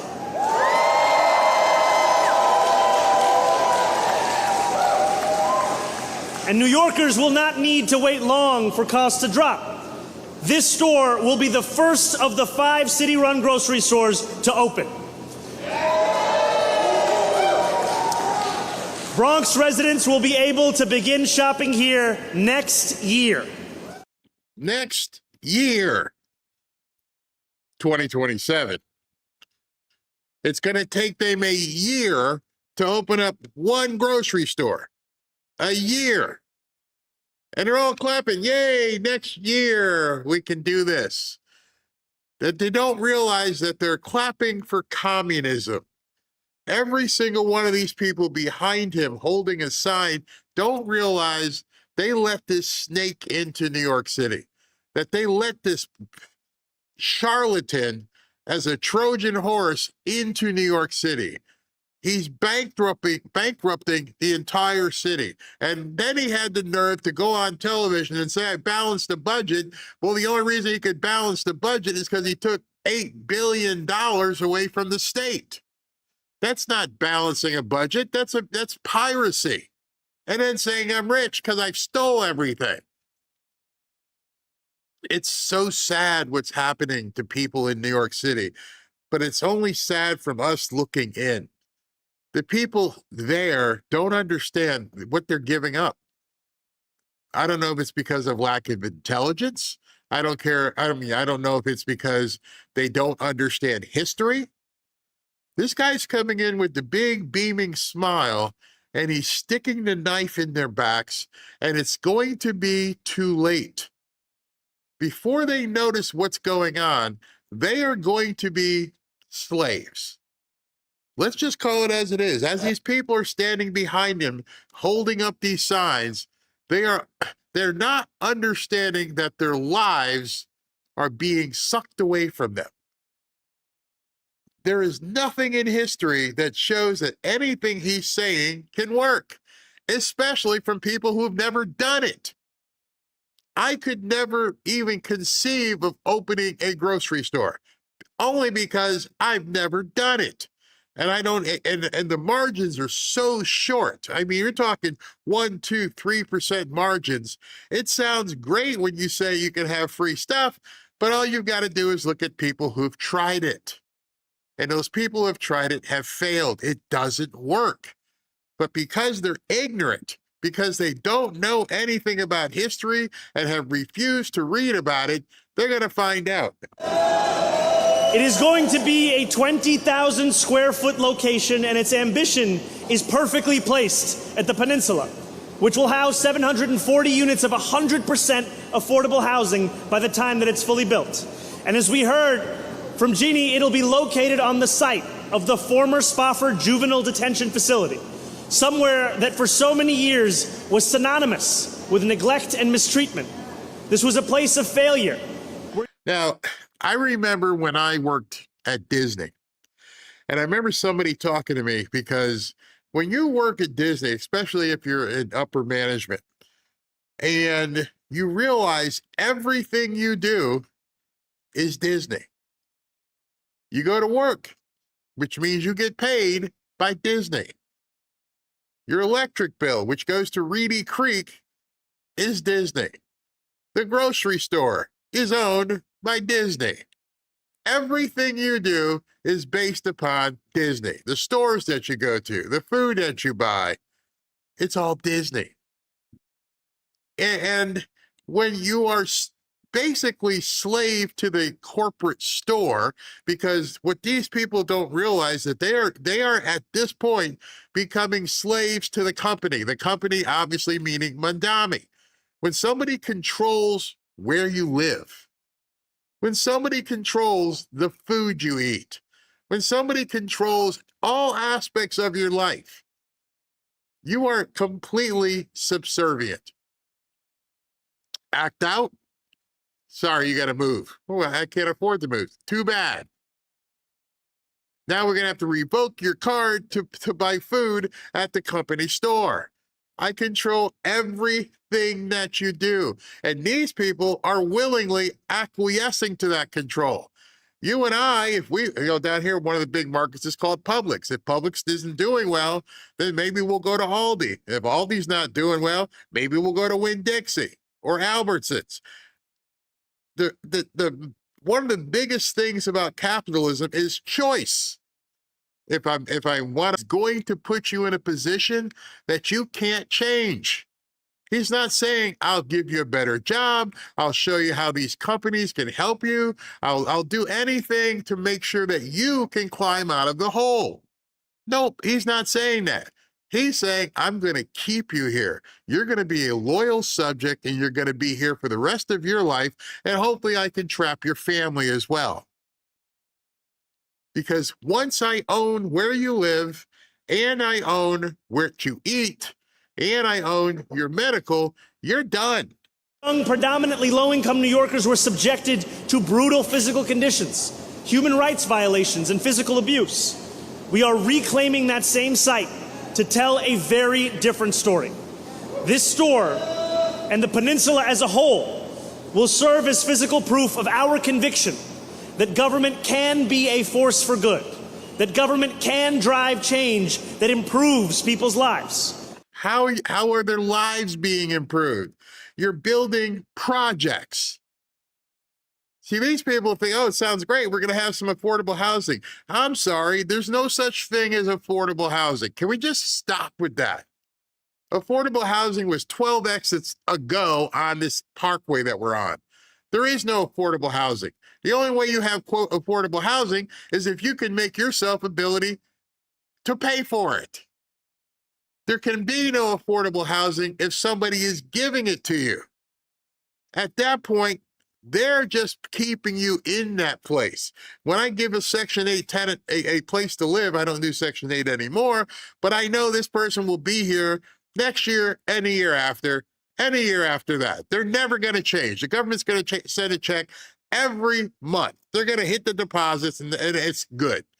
I found out this weekend when my sister came down that one of my nephews has begun doing Section 8 tenants. And I'm like, okay, good luck with that.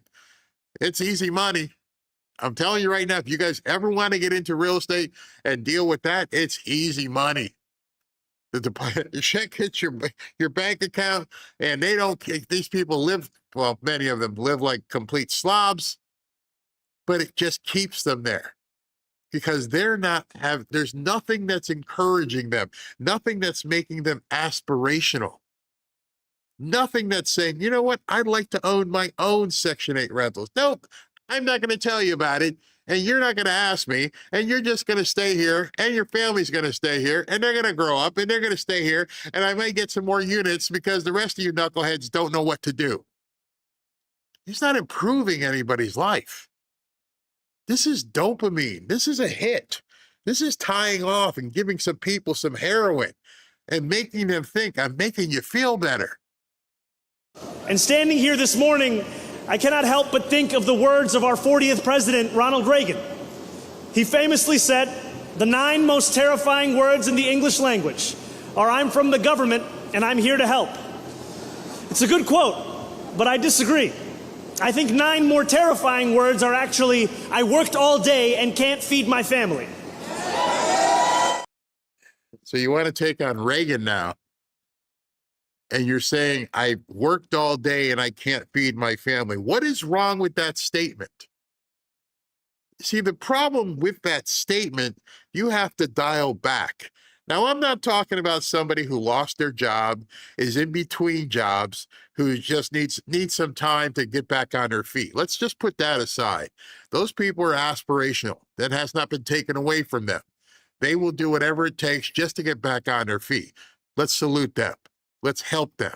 I'm talking about these people who say, I've worked all day at Burger King and I can't afford to feed my family.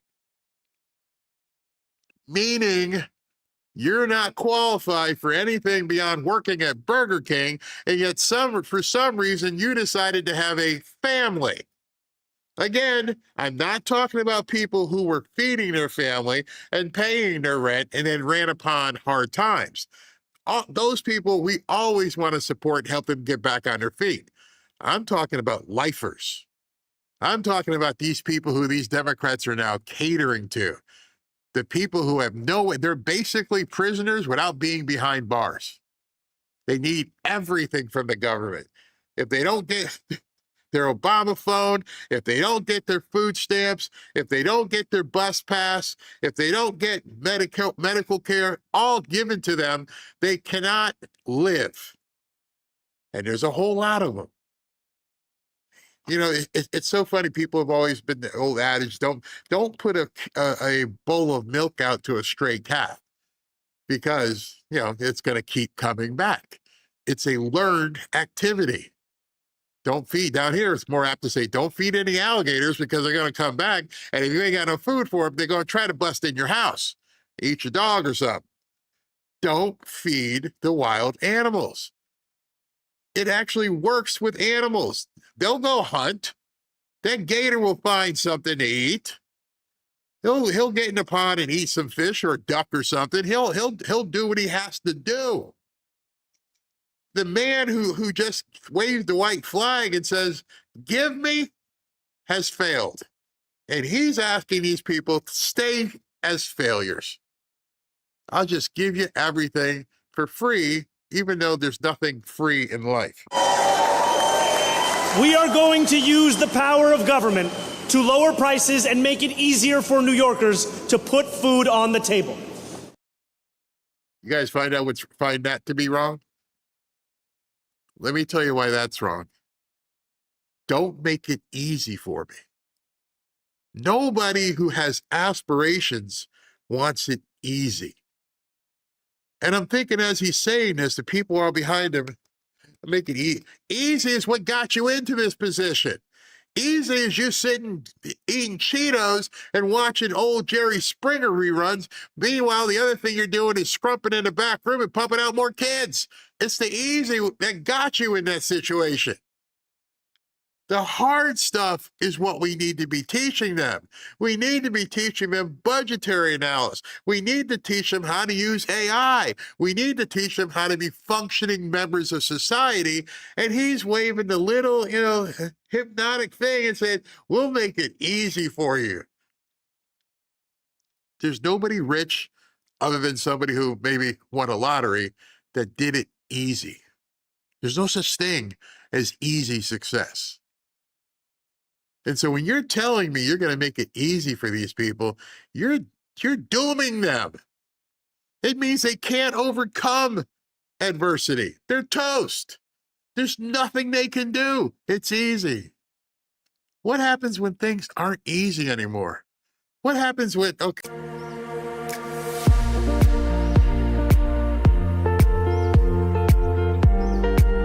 I don't know why it's doing it today. It is kind of stormy outside, so I'm going to try to get through this as quick as possible before it goes down completely. Let's continue quickly. Friends, weekend co-host Rachel Compostuffy. Hey, Rachel. Hey, Ainsley. Hey. We don't want city-run anything, right? I mean, it's usually a failure. It usually is. I mean, just go over to Cuba and Venezuela, see if how they like their government-run grocery stores. By the way, when people from Cuba or Venezuela or any communist country come here, they go to our grocery stores and like, I can't believe how many options there are. Now, look, there clearly is a problem in the inner city. There some of these grocery stores aren't carrying, as many fresh foods as people want, and they call it, the grocery store desert in some of these neighborhoods. But bringing in the government is not going to solve the problem. In fact, what's going to happen is he's going to spend all those millions of dollars on these grocery stores. He's not going to be able to figure out. It's a very complicated logistical supply chain that goes into government into grocery stores. The government's not going to be able to figure this out better than the private sector. And no, they're not. I apologize for the internet. We got lots of storms, afternoon storms here in South Florida, so I'm going to try to get through this pretty quickly. But what she's saying is absolutely true, and you can measure it by every other thing the government runs. Every single one of you have been to the DMV at some point in your life. That running smooth? Nope, doesn't run smooth. Post office, failure. Everything that the government does works at a deficit. It doesn't do it correctly. FedEx steps in, they make money. UPS steps in, they make money. Government stuff, don't make any money. What it will end up doing is putting the grocery stores that do exist there out of business. They only make about a 3 to 5% margin. So it won't take long for these government stores to put them out of business and then fail themselves, as they have in other states that have tried this. Yes, so it's not going to work. All right, your book is out today. We've been talking about this as we lead up to America's birthday. Yeah. It's actually related to this story that you're talking about with Mandani. These communist, Marxist ideas, economic ideas, they're foreign to our country. They're exotic. They have nothing to do with who we are. That is so true. And the problem that I have is, that's thunder. The problem I have is there are so many people who got mad at the white quarterback who plays on the New York Giants because he introduced President Trump. But not a single one of these so-called black players has done anything to come out and show these people in New York where their team is, hey, listen, here's how we're going to improve your life. You bitched and complained about him introducing the president, and every single one of you is a millionaire, and none of you will ever shop in Mondami's store, and none of you will ever tell any of the people who shop there how they can make their lives better. So please, miss me with that Jackson Dart's a traitor type thing. He's a racist. You're the racist. You won't help people. Get back to our founding principles, the idea of our rights coming from God, hard work, personal responsibility, free markets. These are the things, and getting out crony capitalism, because capitalism has its problems when it becomes crony. But I think if we can get back to this, we can save our country, but we have to do it because this, and it has to come from you and I and grandparents. telling stories of who America truly is. Its founding. All right, so that ties into what happened today. The Trump accounts got launched. Why is not every NFL player, why is not every entertainer, especially Black and Hispanic entertainers, telling people this is how you're going to change your family's life? At some point, you feel like boomers did stuff. At some point, you think you need reparations. Now you can actually get the reparations. You can the government is going to fund your baby's future. Nope, nobody's talking about it. And like Scott Bessent said, I understand there's a lot of people who don't understand compound interest, don't understand what this means, how to use it. But nobody in the media talked about it. Nobody anywhere is talking about telling these people, okay, here, put your money here. Every week, don't get the latte, the grand old latte. Make sure you go ahead and put 10, 20 bucks in little Scooby's account. It's your son, it's your daughter. Put 10 or 20 bucks in their account and don't do this. Sacrifice. If you have to, sacrifice for the good of this little kid smiling up at you. Why? Because in 20 years, they're going to be like, wow, mom and dad took care of me. Its history, but even just as importantly, our own personal experiences with the greatness of America. What I love about our viewers around the country and wherever we go, we're a family. Yeah. We all are like-minded. We think so much alike. Yeah. And we love our founding fathers. We love the principles that America was built on. We love capitalism. Yeah. So you went around Fox News and you interviewed everybody or many of the people who work here so that we could all share these views with our viewers who also usually agree. Yeah, it's been great. I picked people from my Fox family who I love, and you're right, we are the most patriotic network in America, and we share a love of God and love of country. And so I asked everybody, I interviewed them, but I also asked them to contribute a chapter. You did, Brian did, Lawrence did, and talk about what America means to you.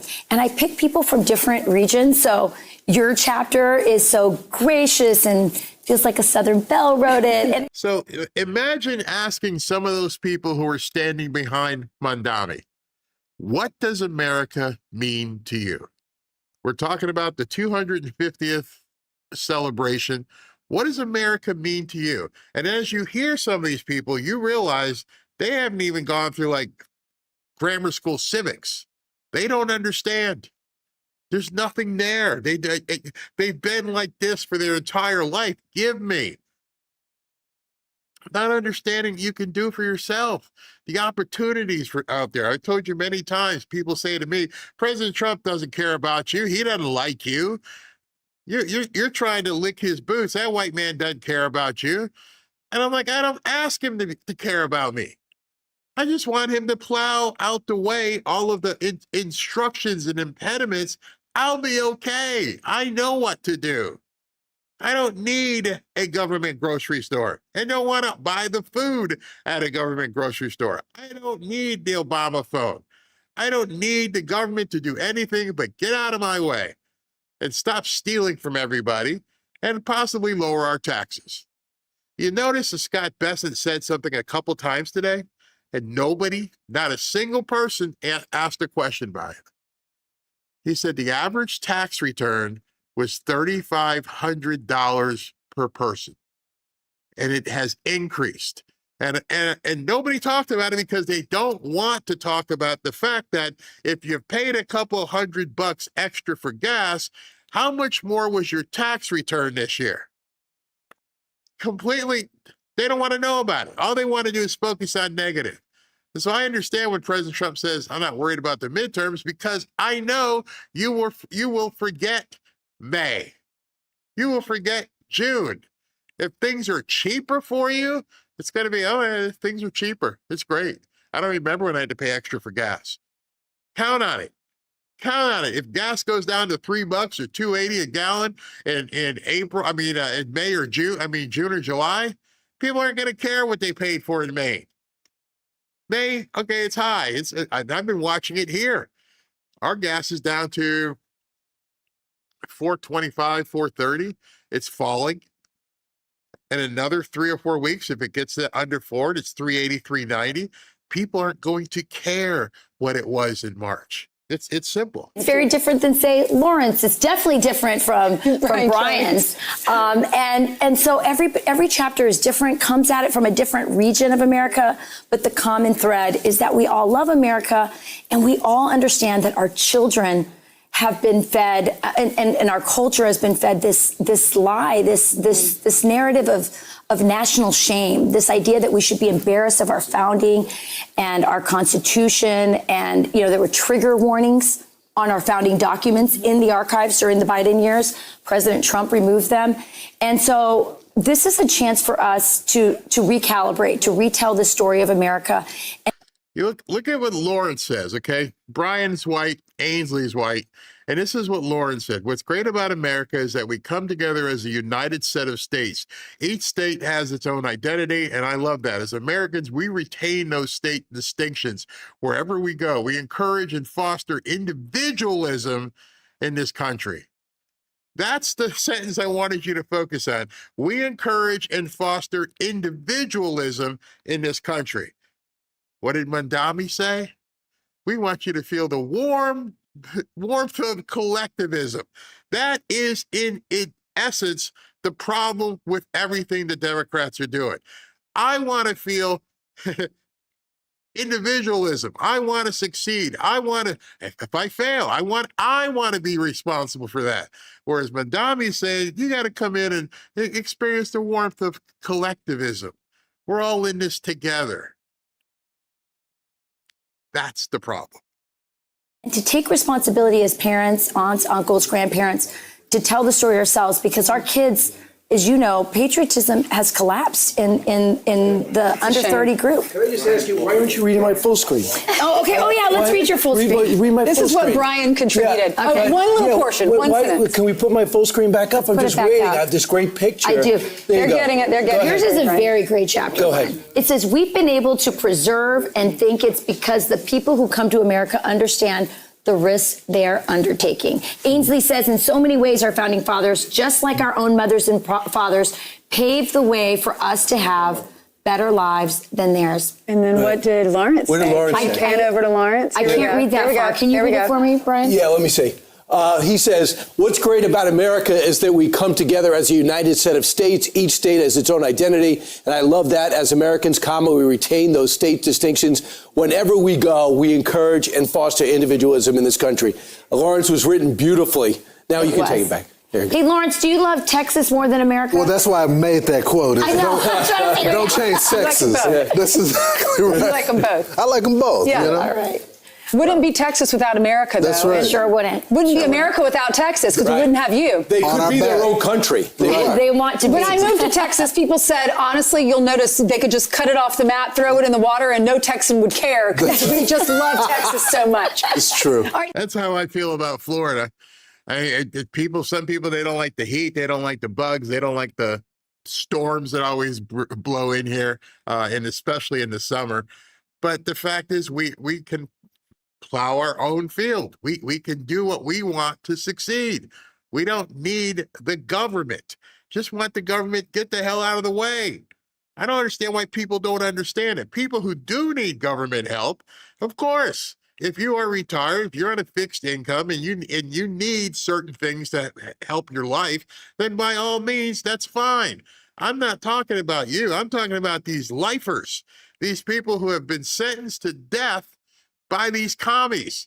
Who I can go back into certain areas, I've said this before, in my hometown, and there's still the next generation is sitting there on Section 8 doing nothing.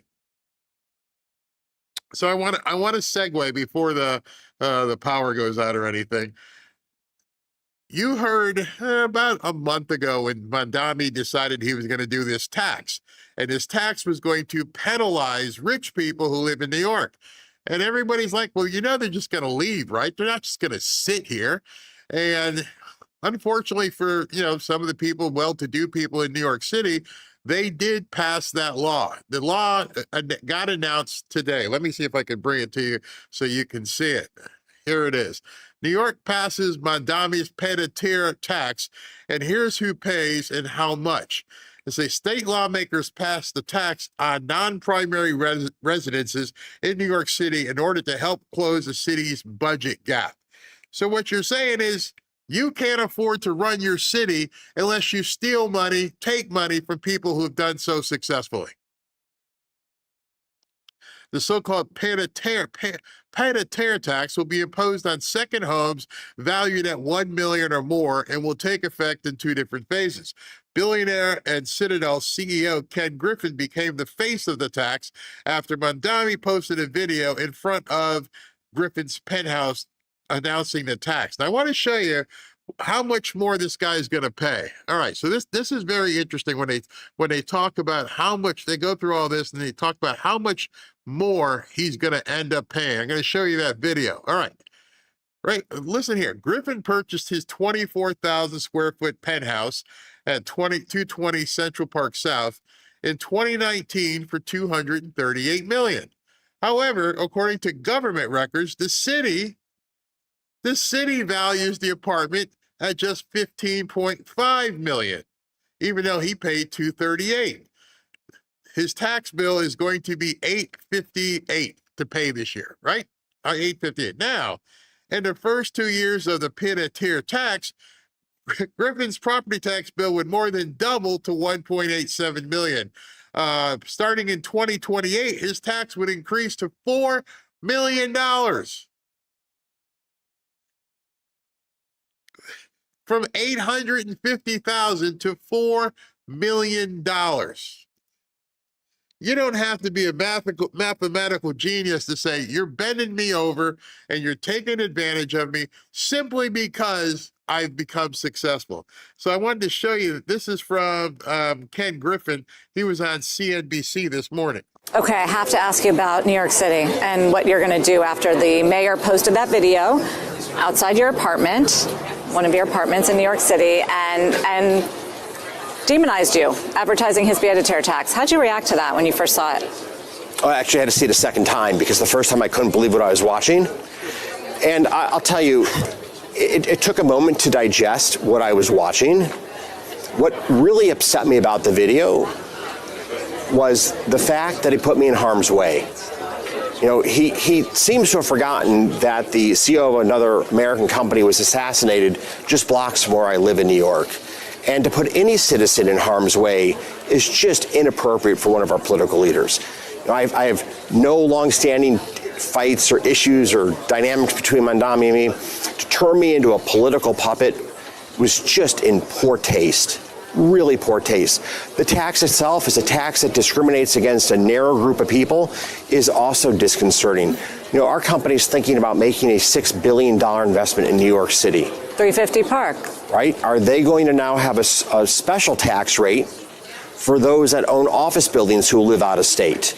Like, where's this stop in New York? New York's got a problem. New York has to put the spending back in control.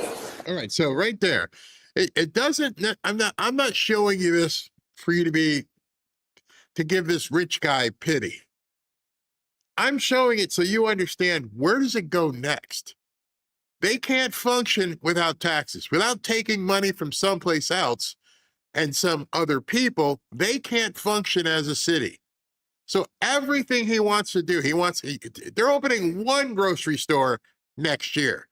Where are they going to get the money for all the stuff that he wants to do? They're going to take it from other people. That's the problem. I don't care, you know, that he bought a $200 million penthouse. I care that somebody bought $1 million penthouse and eventually he's got to come for their money. They've got to show the people of New York City and New York State that the enormously expensive and large government that they have created over the last 30 years actually delivers value to the taxpayers. Are you going to go through with that building?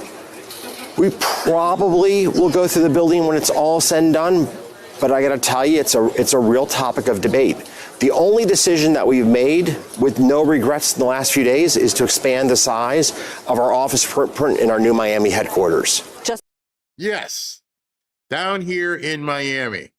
They've expanded, they're spending money, they're creating jobs, and he's not alone. There are more of them coming every single day going, I can't deal with these people up there. And reason why he hasn't scrapped this other project is he's trying to find out and give Mondami the ability to say, oh, we're not going to come after that building as well. But that's not going to happen. Eventually, he's going to have to either sell it or just let it go. I mean, that's what I don't mean let it go in terms of not own it. I mean, in terms of developing it. Just keep it vacant. In the last few days, you made that. Yes, in reaction to New York? In reaction to New York. We filed the permit with the city of Miami. We've added several 100,000 square feet of new space in our new building. We will add far more jobs in Miami over the next decade as an immediate and direct consequence of the mayor's poor decision here with respect to his posting of that video. The dude is like becoming the realtor of the year for South Florida. All these people are moving their businesses. And then I saw something yesterday from, what's her face, Elizabeth Warren. She wants to tax AI. All they know how to do is tax. And people are finding it to be a haven and going, I'm done with you people doing whatever you can to destroy me so you can give it to knuckleheads. I believe you met with Governor Hochul afterwards as well. What was that like? That was, I'll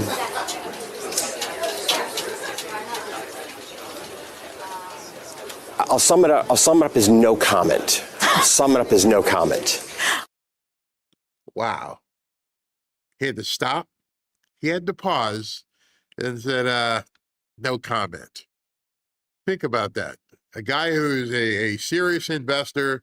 He owns part of the Miami Dolphins. He's building all these different facilities, hiring, jobs. That's the part where people don't get. Yes, he's rich. Yes, he's got a crap load of money, but he's building jobs. He doesn't stop trying to make what? More money. The more money he makes, he puts it back into creating jobs. Okay. Sum it up as no comment. But you'll probably go through with the building. I guess the question is, here's what's disappointing, right? The comments from the governor's office after this was that Mondami scored political points. The spokesperson said that, yes. Wow, that's real leadership, Governor Hochul. Well, they're playing both sides, right? I'm being as sarcastic as I could be here. You know, what New York City needs and what New York State needs right now is a government who takes on the bloated, wasteful government that puts an incredible burden upon the lives of all New Yorkers. And with 1% of New York taxpayers paying 45% of all the taxes, cities in a precarious position if they make those who create value feel like they're best off moving their businesses and their lives to other jurisdictions. Is New York City different? That's the part I don't get. You're making people make this decision. You're making people go, I can go to Florida and I don't have to pay any tax. None. I can go to Texas, not pay any tax. I have options. One of the things people don't understand about people who got that kind of money, basically you can say F you money, is they have options. You're not sticking them. You're not trapping people who have that kind of wealth. And so it's very easy for them to pick up a phone and have a Zoom call and a board meeting and say, hey, pack it up, we're going to Miami. And go tell their realtor, go find me 100,000 square feet. Do what I need to do. I don't need to put up with this. It's crazy. I don't understand this communist thought process here that we have in one of our biggest cities in the country. New York, we have best talent. We have the best everything. I mean, I know you left Chicago with some of this stuff, but I used to hand politicians a photo album of Detroit.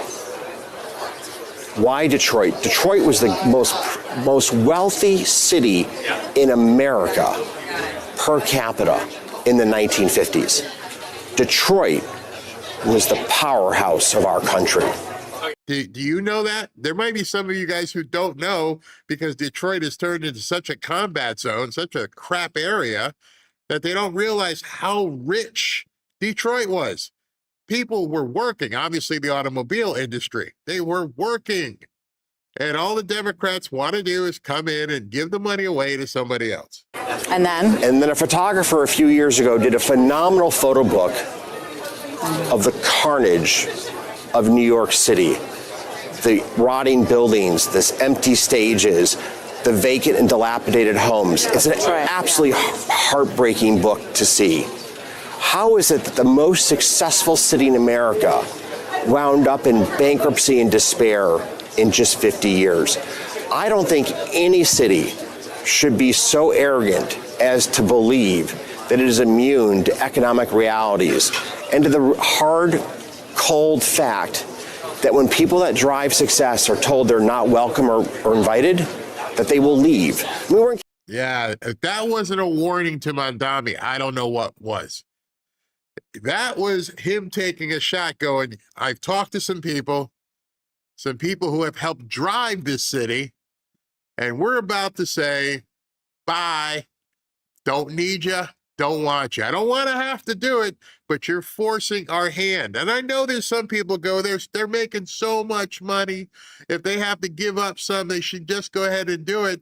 And I have to tell you, nobody ever wrote that kind of a business plan.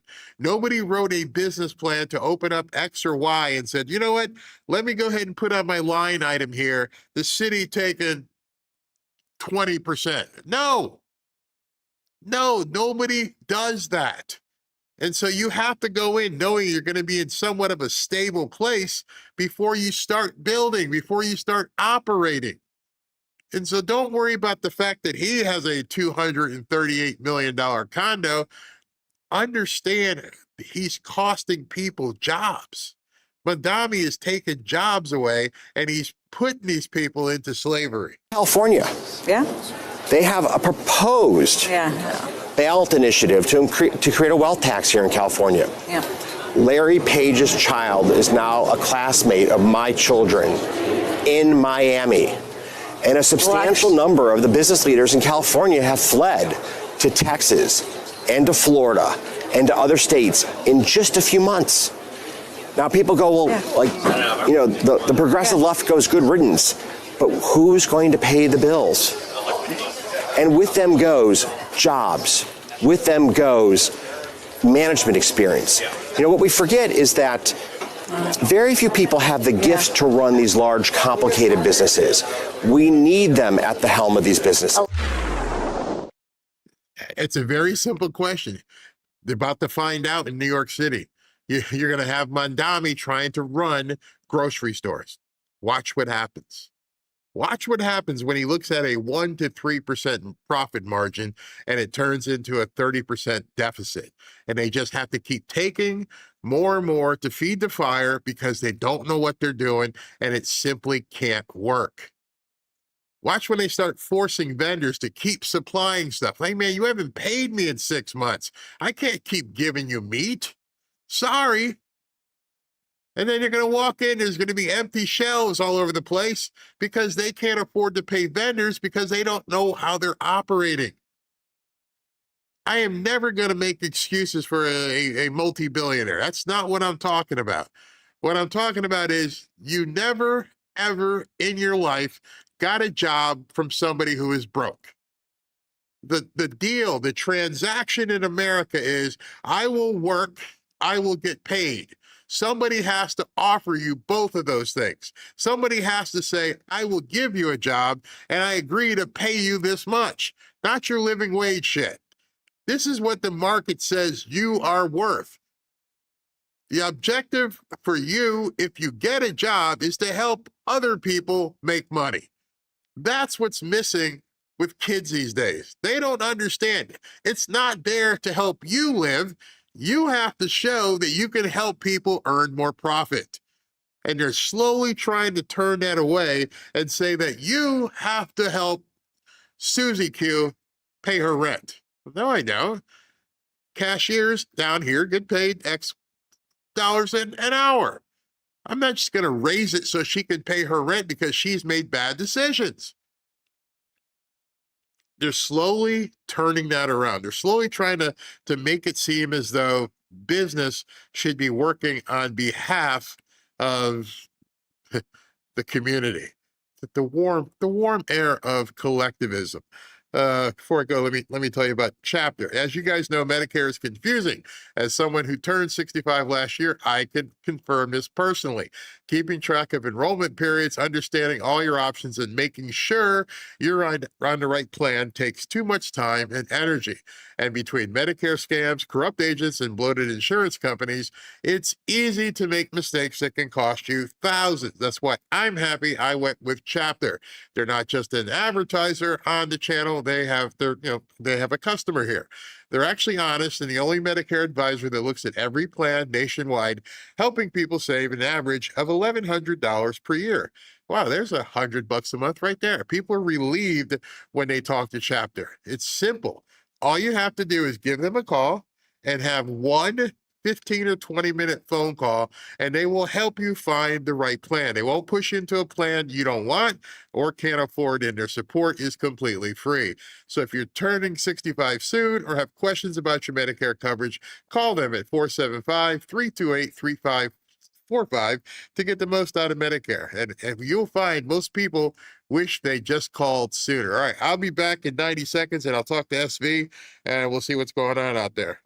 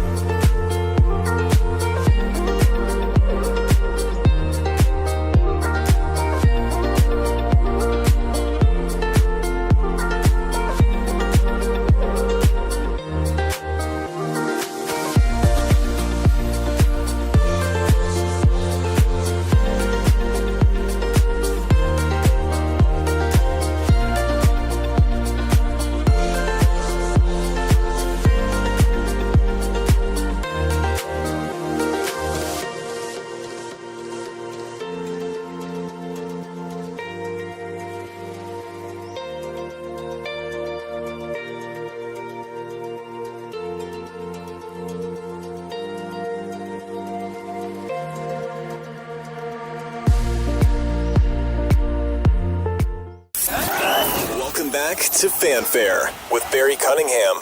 All right, so it is now 3:41. I just checked True Social. There's nothing about a deal being in place. Nothing there. So as of right now, there is no deal. I don't know who's talking about it. I don't know why they're saying it, but as of right now, there's no deal announced and accepted by President Trump. SV, have you seen anything anywhere about that? I mean, is there... Absolutely not. Absolutely not. I did see one of your viewers commenting that every time you have a visitor come to you, that you get sick afterwards. So maybe you need to start masking up or something. I don't know. Yeah, I got to tell you something funny. Ashley said the exact same thing. Ashley's like, you and Robin must live down there in the cocoon. And when you guys live in that cocoon, you have Robin's got air purifiers and everything else. And then these people come down with their sneezes and wheezes and stuff, and I'm like, we got pure air here and you're infecting us. And I'm like, I gotta do shows and I sound like I'm talking through my nose and stuff. I'm like, stay home. And so I gotta tell you, this is funny. Robin's last night, we're talking about, because she's coughing too, and she's like, from now on, they need to go to their local drug place, and they need to send us a clear bill of health before you get on the plane. Go there and let them stick the thing up your nose, take a blood test, and then you're allowed to get on the plane and come down here. And unless you can fax us a clean bill of health, nope, you can't come. And it's always people that stay in the house. So here's what's funny. You can mark this down. Okay. My two granddaughters and a couple of their friends and Ashley are coming down June 17th or something like that, right around Robin's birthday. And Robin and I, in the next day or so, we'll be fine. And watch what happens at about June 19th. At about June 19th, and I'll be like, oh God, they came down here and infected us again. Especially the kids, oh my God, they're coughing and sneezing, and there are no coincidences. Well, the only good thing is that they'll be out of school by that time, so they won't bring the kennel cough down with them, and they should be fine. But so I told Robin, this time we know they're coming. What day? About June 10th or something. We're going to start mainlining B12 and ivermectin and everything. So when they get here, we'll just sail through it. But yes, we need a clean bill of health. You got to stop at the airport somewhere, show us your blood test or something. Crazy. There you go. So you got All something right. here. I do have a couple stories for you. Tell me about this Russ Vought one. Yeah, so apparently Elon Musk's Doge vision is still alive and well in the Trump admin. So in a massive development, Director Ross Vought has just doged up to $1 trillion in taxpayer funds distribution, moving to ensure E-Verify for grants and English language requirements. This move aims to ensure taxpayer funds aren't benefiting illegal aliens, awesome, and enhances the ability of appointees to cancel out waste, fraud, and abuse. 190,000 of the grants came under Mr. Potato Head's final year in the office. You can see I'm improvising. Vaught's move is expected to broadly impact HHS, this is the good one, to the tune of $85 billion and down to $45 billion yearly. That's a lot of moolah. Wow. So Elon is indeed, there is still some stuff happening. I would play this video, but I think this video is like, this one's pretty short. Let me see if I can download it while you're going to the next thing. Okay. Can I read the next one, get into it? Yeah, who is it? Did you send it to me? No, this is just something from Eric. It's I could read it real quick. So Pete Hegseth reveals President Trump is instituting the largest troop pay increase in modern history. They're making a generational investment in barracks, military infrastructure, and troop support systems. America first equals troops first. They're investing over $35 billion into the support systems that our military families rely on every single day. He says, taking care of our troops isn't about just doing the right thing. It's about military readiness. When our warfighters know that their families are safe and secure and provided for, they can focus on the value. Wow. I think that's pretty awesome. Wow. Okay, let me play this video by Russ. It's only like a couple of minutes long. The Democrats would make an issue of inflation when they had 9% inflation under the Biden administration. We hadn't seen anything in nearly a generation. And when we left office, you and I, Mr. Chairman, were having trouble reminding the political class, the economic class, the policy community, political class, the economic class, the policy community that inflation could be a problem again. And when the Biden administration began to pass the COVID packages and the Inflation Reduction Act, of course, which weren't anything but, and to spend at a level that we haven't seen in a very long time, it was me and Larry Summers, a Democrat, that were saying we are going to see inflation skyrocket, and in fact we did. It was not because of supply chains or economic shocks, it was because of spending was dramatically increased at a time where there was no need for it at that time. The important rescue measures had already occurred and ensured that we didn't have any kind of deflationary spiral in the midst of COVID. It was because of spending. And so this administration has come into the economic disaster, which was the Biden administration, and gotten costs lower. It has ensured that we have fiscal progress so that the era of big spending is over. Like I've said, we have the end of fiscal futility. I look around at many of the pictures of the chairman who have labored to work at getting the cost curve down, most of them unsuccessful. This particular budget committee has not. They have been successful in conjunction with the President of the United States. I hope that continues. We're in the midst of passing we passed the extension of the President's tax cuts. Many of those were aimed at working class individuals. They're now going through their first season of seeing what changes that will make on their bottom line, and I think that's going to lead to an explosion in affordability for the American people. This side of the aisle would have said, we're not going to extend those tax cuts, and that would have led to an economic depression. The notion that you're going to raise people's taxes by 30 and 40% and not impact the economy is simply not true. And it's a dishonest debate to be able to say that one side didn't want to extend tax cuts and cause the inflation is somehow going to be a better steward of economic gain and growth in this country than the one that is existing in the White House right now under President Trump's effective leadership. It's amazing. This is very simple. I got to jump from that to I got a little bit of breaking news that's going to just turn your stomach. SV has been saying it. These people are absolute nuts. Wait till you hear this. This is absolutely crazy. New at noon, a man arrested accused of threatening to kill Erica Kirk ahead of her appearance next week at a Turning Point USA event in San Antonio. Well, 26-year-old Jake Bawinski was booked into jail just before 3:30 this morning on 2 felony charges of making a terroristic threat. Now, San Antonio police and investigators say that Bawinski replied, quote, "I know exactly where to bomb," to a social media post about Turning Point's Women's Leadership Summit. So an email from an account registered to Bawinski also stated, quote, "Death to Erica Kirk and every single speaker there," end quote. And Kirk is a featured speaker at the 3-day event for the conservative political group scheduled to begin June 5th. She became CEO of Turning Point after the fatal shooting of her husband, Charlie Kirk, at a Turning Point event in Utah last September. The party of love and inclusion. I just don't get it. I told you, all they have left is violence. Violence, and what has this poor woman done to everybody? Why did what's her face, Candace Owen? Leave her alone, man? Her husband got blown out on television, and she just I can't understand it. Why there's so much hate for her? Despicable. Yeah, I mean it's the left. I mean, they have no love in their hearts. They're demons. They're hateful people. I mean, she's got little kids at home, and she's just trying to carry on her husband's legacy, and they're out there trying to kill her. Unbelievable. I'm telling you, been saying it, it is going to get worse.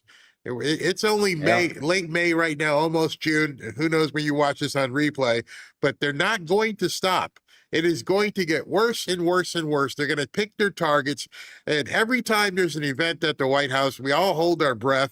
This UFC thing is happening in 2 weeks. We don't know what. Insane. Absolutely. They have decided, obviously, they can't win. They can't win. And at this point, they just want to terrorize the country. Well, we have those thug teen takeovers too. They're going to get worse now that school is out, though many of them weren't even in school. So there's going to be a lot more of those happening. And some more of these immigration craziness things. I mean, it's just starting to ramp up. I can just see it begin to ramp up. And so they're going to get one of these people killed, and then they're going to say that ICE is killing people. I can already see it. It's coming. It's coming. And this guy, I have some good news. Please. I just sent. I love closing with good news. Let's end on a good news. I sent it to you. It's 2 minutes ago from the White House. Check it out. In the chat. Wait a second here. Send it to you on X. It's from the White House. Okay, let me bring it up here. All right, the White House says. Look at that. Go ahead, you take it. Yeah, when the White House says when law and order is restored, safety follows. All we needed was a new president. If you look at the meme, it says lowest murder rate in 125 years. That pretty much says it all right there.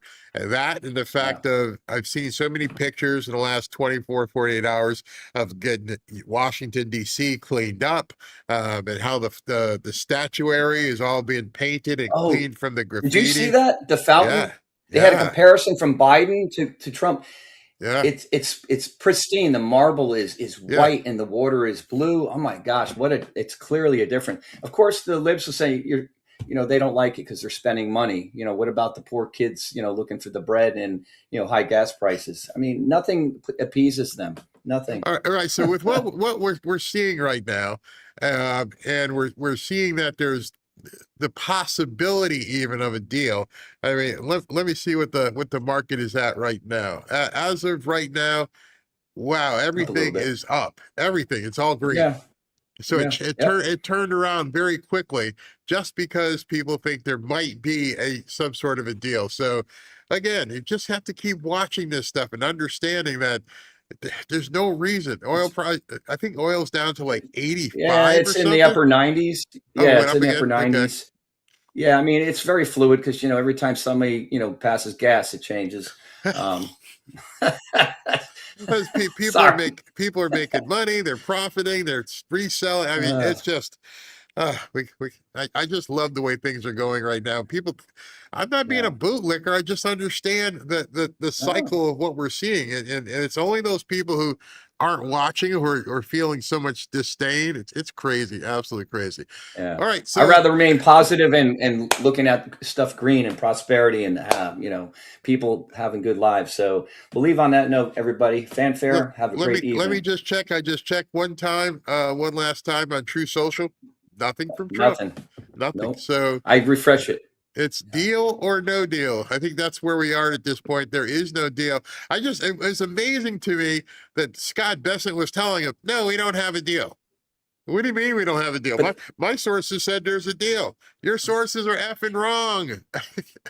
And they kept asking the same question in 15 different ways. It's like the definition of insanity, so clear. Like, let's try a different angle. I mean, I wish he had like a long stick with a glove on it where he could just go whack on their heads. Well, it's a good thing that JD was out at the Coast Guard, not Coast Guard. He was at Air Force today. He gave a commit. Let me just tell you before we break on that. JD Vance gave the commencement address at Air Force, and I was going to show it, but it's like 3 hours long. And let me tell you why it's 3 hours long. He stayed after he spoke, and he shook every single graduate's hand. Wow. Every single one. And I'm watching it's one by one, and they're coming up and they're shaking his hand. He stayed until every single person shook his hand.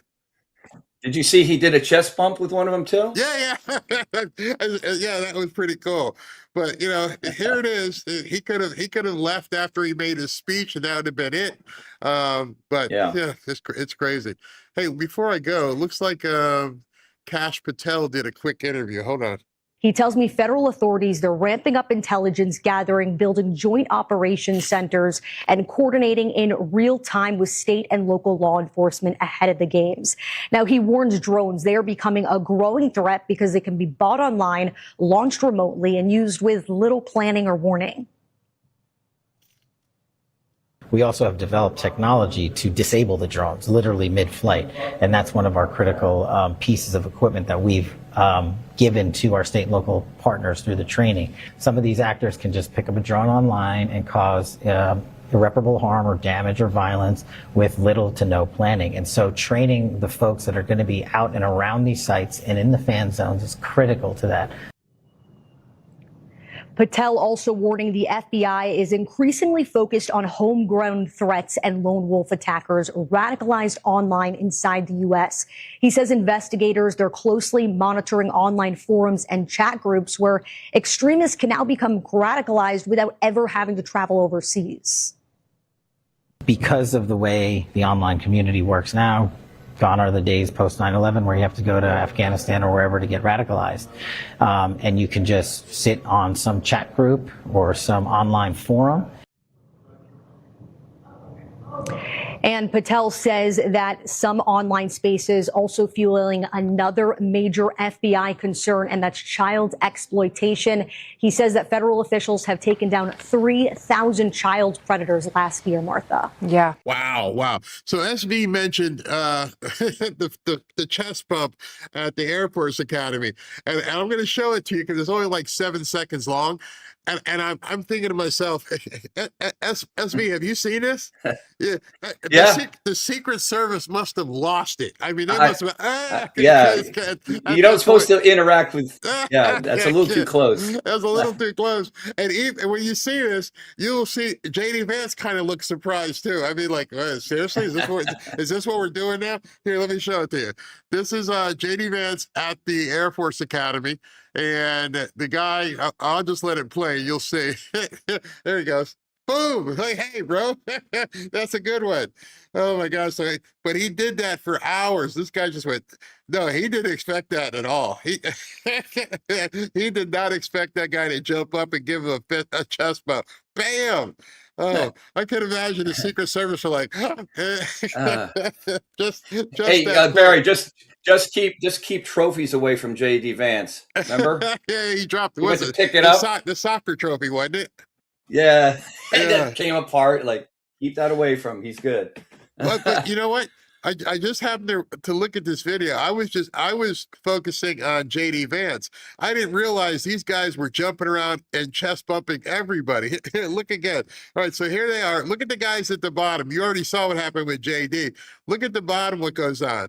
And they're all like, they're all chest bumping each other as they come through. Look on the right side too. They're all chest bumping. Bam, the vice president. Bam, my buddy. Hey, you know, they just graduated. They're like, hell yeah. Oh my gosh. That's All right, awesome. man. I will That is- see you tomorrow. That's pretty funny. Right. I love that. I'm sorry. I thought that was like very, very cool. You guys can see that on the way out here. All right. So Michael asked, what does the White House quote, "Are you listening" meme mean? All right, so you're going to make me show that, because no, if you haven't seen it, there's a White House video that got put out today, and the answer to the question is, I have no idea. Maybe one of you guys could decipher it, because maybe SV knows what it is. I have no idea what this means. Wait, let me find it and bring it up. I'm scrolling for it right now, but it was kind of shocking, and obviously a comm of some sort. Actually, there were two, but this is the one, "Are you listening" meme. All right, so this one, it's only 11 seconds long.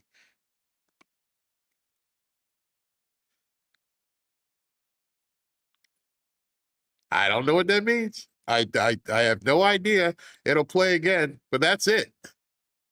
And what the sound is on this is just a siren in the background. I don't know what that means. Don't know who it was addressed to. But for me, the one that really had me watching was this one. So this one was last night sometime. I don't know if you guys saw this one. This one was a little bit even more. This is another 15-second video.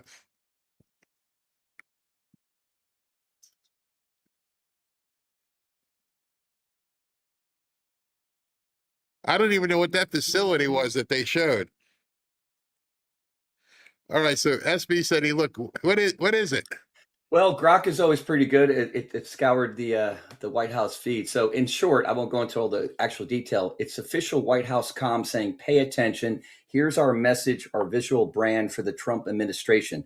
These kinds of stylized posts are standard in digital strategy to cut through the noise. So some people are saying, "Oh, it's the aliens," but that's not. It was like a teaser post. I don't know. I just found it interesting. Yes. And somebody asked it. Thank you, sir. Yep. All right. Yeah. So you saw the same thing I saw. Bielka, it's very interesting that Dems are using Republican talking points to confuse the voters. Tallarico is doing it. What a scum. I'm going to have something about him tomorrow. Mark, Barry, my son has a grandson set up on a Trump account. He is 9 months old. Can you do a show explaining how the older folk can help contribute to our grandkids or child-age niece or nephews or young children? Yep, we can do that. Actually, we'll see if Ashley can get somebody from the administration to come on. Chio Shop, make good money so you don't need public transport. Bingo. Chio Shop again, since Cappy gave Mondami billions for his budget, cops are all over the place, pulling everyone over and ticketing like crazy. Cops said quotas are up. Wow. Couple here from Chio Shop. Red light cameras spend speed control. Excuse me, going up everywhere. Entrance ramps to check seat belts. Taxation all over to help Mondami keep stealing. It's so sad. Chiosop, they're working to quiet taxation angle fees. Probably have to pay extra library fees. Fee. Oh, wait a minute. Trump is. He did that militarily. White House senior correspondent Peter Doocy was in the briefing room today, and he. All right, so he's going to be on Laura Trump's show this weekend. GeoSap, they screwed him and he's still going through. They will come back again for more. Why not? He will pay again. That hurts everyone. He's talking about Ken Griffin, obviously. And the guy who can afford to fight surrendered. We're doomed. Well, he hasn't surrendered completely. He got out. But thank you. Rain, Barry invests in a plastic bubble, best antivirus. We're going to get that in some syringes so we can inject people when they get down here. Elaine, anyone else feel like grateful to be alive and the part of America's unprecedented history? What a time to be alive. Greatest president in my 55 years of life. I will have to 100% agree with you. Again, this is insane. They could be on the receiving end of some U.S. military action if they team up with Iran to toll the Strait of Hormuz. President Trump said, Hey, I don't get it. Why are these people saying a deal has been reached, except we don't have President Trump's approval? That means you don't have a deal. It's very, very simple. But I guess they just want to report it that way. All right, shall see you guys tomorrow, and thank you for tuning in.